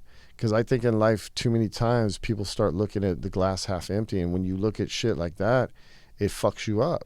You know what I'm saying? So you got to look at the glass half full. I couldn't agree with you more. Yeah. Have you done DMT? I've never done DMT. Really? Actually, fucking kingpin here hasn't done DMT. I'm scared. I think I'm scared of DMT. Why would you be scared of DMT? It's in your head. I don't know. It's because I know it's real intense. It only lasts like a little bit, but I know it's like super intense. I don't know. I took a lot of acid, man. We got to go with the monks. Yeah. We got to take a trip and go hang out with the monks and do that DMT shit. And I probably did like 1,000 hits acid. I'm even really scared to take acid now. At least a full hit. You know, I don't know. I mean, I like where I'm at. You seem like you're all there. Yeah, no, I like where I'm at, but I'm like, is one more too many? That's why you go to DMT, you because it's already there. Yeah, but it's the same thing. Like, look, like I wear glasses, but I gotta see glasses. You know, I see up close good, but I gotta wear glasses. You know, like drive. You know, just to see signs, basically to read. Like I can see like 10, 15 feet, but you know, to have more definition, right? So some people say like, oh, why don't you get, you know, the LASIK surgery? It'll do this, it'll do that. But I'm like, well, I'm a filmmaker. You know, my whole world is like visual, like, and I'm okay now. It's not like my shit's that fucked up. You know, it's a little fucked up, but whatever. I can live with it. If I got to put on glasses, I got to put on glasses. But I'm like, would I really want to risk it? Because, you know, I'm just always thinking, you know, because like I was out whatever percentage, 1%, whatever, 2%, 3% that you want to think, that got that 25-year sentence. So do I really want to put myself in a situation where I could be like that 1%, you know, be it LASIK surgery, you know, be it fucking a bad trip, be it whatever. I see. You're afraid that you're gonna go down that wormhole and never come back. Yeah, because I'm just this type of dude. Everything with me is extremes, man. Mm-hmm. But it's either a bad extreme or a good extreme. So I'm just kind of like trying to lessen the situation where I can have like bad extremes, because everything with me is a fucking extreme. Me too. That's just my life. I'm the same way. Yeah, and you know, sometimes it's on the bad side, sometimes it's on the good side. It's like a fucking crap. I just got to roll with it. So some things I'm like, okay, well, you know, like I say. It's like yin and yang is with us. You know what I mean? Whereas for me, I'm extreme. Well, if I'm into it, it's all the way or nothing. Yeah. And then a lot of times it doesn't work out so great. And then a lot of times it does. And I just feel like right now, I really feel like I'm like, right now, how I am, my physical makeup, my mental makeup, you know, my drive, ambition, like I'm good, like right where I'm at. So let's just get, I mean, you know, could I possibly make it better if I did this or I did that, or, you know, maybe, but I'm good enough right now. So to do what I need to do. So I'm going to keep it going, and I'm going to keep everything status quo. Sounds like you're talking very rational. Yeah. And a professional. Now, once you get these movies to hit and you get the big paycheck, then you go man, play. if I got fucking. All right, how about this? When they hit, You get us trips to go with the monks because I'm afraid to do any of the shit unless I got a monk there. Because I know people that went with monks and they came back a whole different fucking person in a good way, and really like a dummy. I'm talking like a guy I was cool with, but like a real dummy. You know, like you couldn't talk intellectual with him. Like if you would say, you know, like the speed of light or like CRISPR or CERN, things that you would actually have to read something. Yeah. This kid would have no idea. He went with this fucking monk shit, and he did it, and he came back totally different guy. I don't mean totally different. I mean... That's what I'm saying, though. I'm like... But that could fuck you up as a... I like who I am right now. Stay away from it. You know, but like I say, man, if I get 7 figures in the bank and I want to fuck off, you know, I can do whatever I want. If I want to smoke weed all day, smoke dabs all day, fucking grow some weed, fucking sail, ski, whatever. But I mean, you know, like I said, I got to get to Just that don't point. forget about me when you get to that point with the monks. I really want to meet a monk. These fuckers live for like 120, man. I know some monks. Do? Like, not personally know them, but there was where I used to live, there was a monastery with these monks, and they were like, you wouldn't see them very often. And when they come out, they're like brown. When you start reading about them and research them, they're on a whole nother level, boy. Oh, no, I believe so, too. They live to like 120. Yeah. They're old. But I don't know. I like to make shit. I'm a creator. What do you think happens when you die? You did all this acid, you did this shit. You got to have a good answer for that. I think you get reincarnated. Like another dimension? No, I think you get reincarnated here. So I think you get reincarnated like a certain number of times, and it's almost like I have like almost a Buddhist belief. So, you know, until I don't know the exact words how they describe it in Buddhism, but it's like, you know, whatever you achieve nirvana, or you know, you get your soul to a certain point. So I believe you're reincarnated until you get whatever you need to get to the afterlife. And like I'm saying, the afterlife is, I believe it's just like heaven. It's just like, you know, pure bliss, whatever. You're there, you're happy, you're with your friends, you're like a soul or whatever, you know, so you get your soul. But life is like the struggle to get your soul to the place it needs to be so you can go to the afterlife. When you say reincarnate, do you mean reincarnate as you in another place, or reincarnate as something completely different? I mean, you could be reincarnated as a bug or a dog, whatever. In general, just some type of reincarnation in general. You know, I have a lot of deja vu, so I believe like... That's why I think there's dimensions, because of deja vu. I believe I've had like a ton of different lives. A lot of my lives have ended real violently at young age for whatever reason. You know, I just have these visions. Like, dude, I know one time I was like a pirate, dude. See, I think that's dimensions. I was a pirate, and they fucking hung me by the fucking neck. See, now me, I believe that's a different dimension. There's too much energy. I think when you die, the energy goes to a different dimension. But you have no recollection of this. But sometimes the energy crosses at the wrong time, the wrong path, and then you have the deja vu. Like, you're driving, somebody sees you, but you were never fucking there. Or you're somewhere that you never were in this dimension, but it all looks familiar. That's the only explanation I can find for it. No, I see that. I just see myself at a whole bunch of different times as a whole bunch of different people. Dimensions. When you go to the other dimension, try to remember me. Yeah. Pull up his website and let's go through it. That's what I think, Seth, man. I think we go to different dimensions, bro. Oh, you see that? Hamilton Morris. There, yeah. And there you got all those crazy cameras. That's a blotter barn too. That's all acid on the walls. Oh, really? Yeah, that's all acid. On the homepage. That's where we shot. That's where we shot the LSD film. We shot there, the blotter barn. Sick. It's in the Mission District in San Francisco. Look at that portfolio. Netflix, The Times, Rolling Stone, Vice, Inside Edition, Fox News, the New York Times. What were you on Fox News for? What did they bring you on there for? To talk about Brian Laundrie, the Brian Laundrie. Oh, yeah. Is that right? Yeah, I was their fugitive expert. Really? Yeah, you know, on the other side of the law, fugitive expert.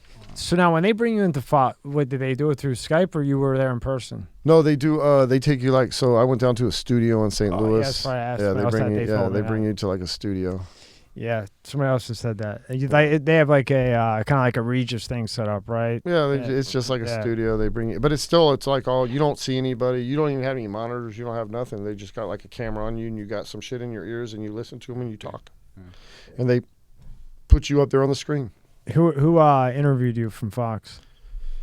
Man, I don't know. It don't matter. It's okay. Somebody. You see Chris Wallace went to CNN. You see that? Yeah, I saw that. Yeah. And again, I'm not left or right. I swear to God, I'm just for what's best. That prick, he has like Biden. What's your favorite coloring book? Trump. What are you gonna do about the war on drugs? Oh, that it doesn't even let him answer, right? I mean, that was blind. I mean, you got to be blind not to see that. Then you got back to his webpage. You got White Boy, obviously, and then we got films, nightlife, Dope Man, The Secret History of the LSD Trade, Tangled Roots. Do you want to explain any of these? Yeah, so I mean, Tangled Roots. That's a Humboldt County documentary we talked about at the beginning. Yep. The Secret History of the LSD Trade is my LSD docuseries, which that's been the working title, but I might change it to Psychedelic Revolution. That's going to be a Psychedelic Revolution, a trilogy series. Tangled Roots is going to be a 4-part docuseries. Dope Man is going to be a three-part series. It looks all the way back at the not only the origin of the war on drugs in this country, but it's going to look at America's first drug cartel. You know, we hear a lot of stuff about drug cartels, and they always talk about like the Colombians, or the Mexicans. But America's first drug cartel was the Italian mafia. Yeah. And they started like way back in the 20s before Prohibition ended. That's how, I mean, let's keep it real. I mean, they have all these movies like Goodfellas and The Godfather where they say, the mafia, we don't deal in dope. But I mean, that's a romanticized version. They made all their money off dope. That's their biggest money. They just hit it. Yeah. Since the 20s, since Prohibition ended, that's been their biggest money maker, the whole time. So, I mean, they of course, they're criminals. So they're going to deny it or they're going to spin it this way or that. That's smart business, But this is going to be the real history of all that. And because I see this parallel, there's this parallel. The war on drugs started in the 1920s. And it's been going on 100 years. And the first America's drug cartel started. So there's like this parallel of the war on drugs and, the mafia. And maybe like in the 70s and 80s it shifted to the Colombians and now maybe it's shifted to the Mexicans. But it's these criminal organizations. Yeah, whoever it is, right? Yeah, but the mafia had a long run, dude. I mean, they were like from the 30s until like, cocaine came on the scene in the 80s. They weren't in that game, But I mean, they had a long run and even into the 90s and the 2000s. I mean, they're still having big heroin indictments, against the mob. So like I say, that's what that documentary looks at. And we need something good after that Sopranos movie. Yeah. Oh my God. Yeah, so this is a badass docuseries. I almost got the first episode, 75 minutes done. I'm going to be launching that series with the first episode later this spring.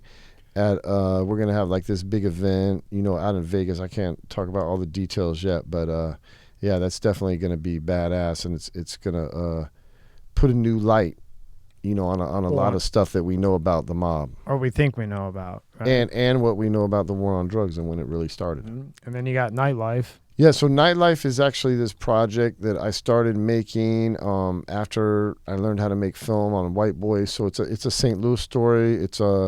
We follow a group of violence interrupters in St. Louis. This guy named the Reverend Ken McCoy. And we followed him like in the worst parts of North St. Louis, man. I followed him with cameras for 2 years, like out in the hood, like we it's like drug addicts, gang bangers, prostitutes, like we were literally like in the streets. Like this dude, he's like a champion. The Reverend Kim McCoy is like a champion for his people. That's his organization. It's called Nightlife. So he just tries to help people, man. He brings sandwiches, he brings, waters. That's cool. Yeah, he brings blankets, and he does it. He does it every Thursday, Friday, and Saturday night from 10 p.m. to 2 a.m. Wow. So we were in the streets recording them for like 2 years, and we had people threaten us, we had people say they were going to steal our cameras. We had, gunshots fired in the air around us. I mean, just like some crazy shit. So that really kind of, looks at it. And it all kind of stemmed from Ferguson because he was one of the main guys in Ferguson, the Reverend Kim McCoy in 2014. Wow. I got with him later, but, I think this film just really shows like what's happening in a lot of these inner city communities. And, I'm just trying to show like, man, it's These almost people- like what you're doing with a lot of this is showing things that aren't being put to the front for that actually need real help. Yeah, because look, these people, society wants to marginalize these people. First, they want to marginalize the people because they're black. Second off, they want to marginalize because they're whatever. They're drug addicts. They're homeless. They're gangbangers. But they're people, man. When you get on the street and you talk to these people, that's the common thing in humanity. We're all people. I don't care what color you're from. I don't care what language you speak. I don't care what race you are. I don't care where you're from. We're all people, and we can find a common denominator in that. So we have to stop marginalizing other people and, come together as humanity. Because like I say, this is like the United States of America, man. Why in these communities of color do 11 and 12-year-old kids feel like they need guns for protection, dude? It's fucking insane, man. Just go to Chicago dude. for a week. Yeah. I didn't grow up like that. Hell no. So why should these kids have to grow up like that? Now, when you follow somebody for 2 years of footage, when you go to edit that must be a fucking nightmare. And how much out of that 2 years, how many hours of footage, and then how many hours does it come down to? We probably Imagine cutting that one, Rob. I think we probably had we probably had, I don't know, 150 hours of footage. Fuck. And we cut it down to 75 minutes. You want that, Rob? This was a very long process. The nightlife was always a long process too, because I basically funded this myself out of pocket.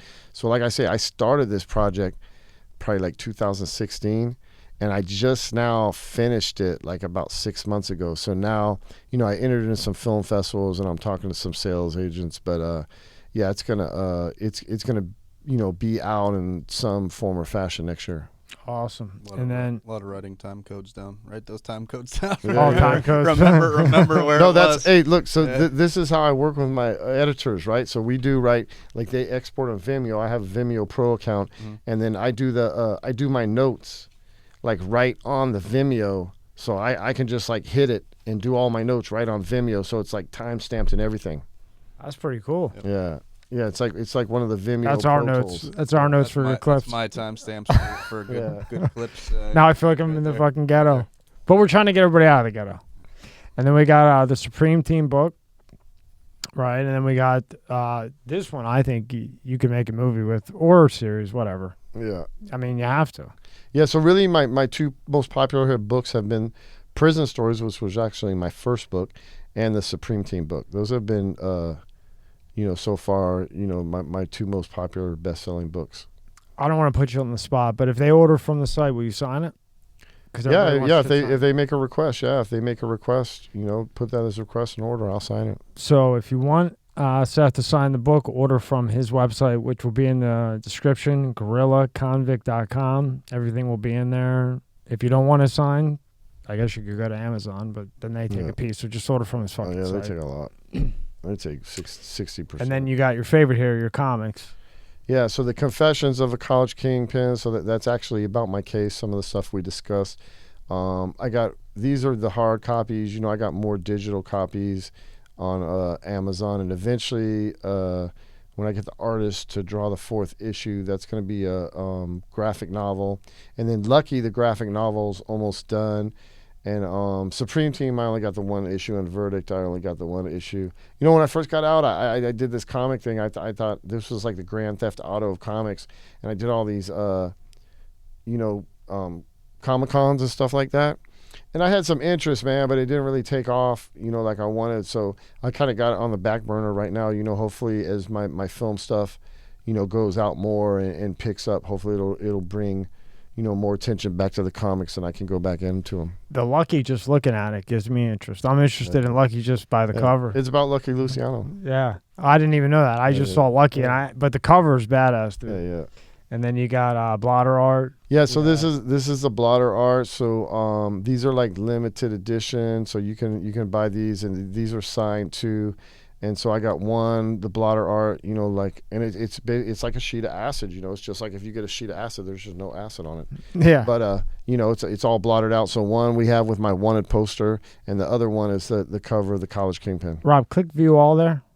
See if the one comes up. Okay. Yeah, it's all just those two. Yeah. Scroll down. And that's just all the shit that you've been on. Yeah, the most recent. Or the most recent. Inside most Edition. recent stuff, yeah. When were you on Inside Edition? Who'd you have to deal with? Oh, I don't even know, man. I don't. It all gets. It's all, you know, it's everyone. It's It's like some women, but I don't know their names. But all those ones, it was all women. Yeah. Yeah. That's cool though, man. All like, and it all like women. Like I think they're mostly like, you know, in their not middle age, but you know, late 30s or early 40s. You know, ones that have been the successful newscasters for a long time. Right. And if you want to read about him, you just go to About on the website. Yeah. Everything's there. So that's me doing my Zoolander pose. What was the quote from Zoolander?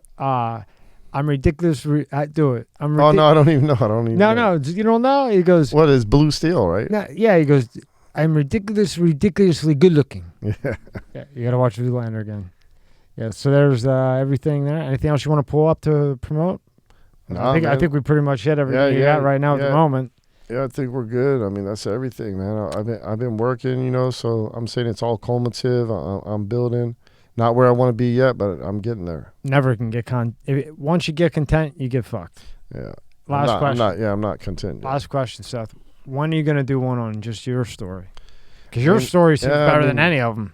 I mean, I've had a lot of people tell me that. I've been talking to different people. So, I mean, nothing has come. There's been some interest, but you're not pushing yourself though. You're pushing all. I mean, you know, I've had some stuff. I've had some serious talks with different people, but it just hasn't been the right fit or the right situation yet. You know, because I mean, like I'm a filmmaker myself, so if somebody comes with me and they want to do something about me, I mean, they're gonna have to come correct. I'm not just gonna give somebody my fucking story, you know. And also, if you're gonna do one on yourself, just from sitting here with you for a couple hours, I can't imagine you doing your own while you're doing other projects. I would think when it's time to do yours, it's just going to be yours and no other distractions. Yeah, and like I say, I don't know. I wouldn't direct my own story because I think you need to have that outside perspective as a director. But look, I'm as a writer producer, I'm an executive producer. I'm gonna be right there. So you know, it's just finding the right fit with the right people that want to give me enough control so that I can do it right.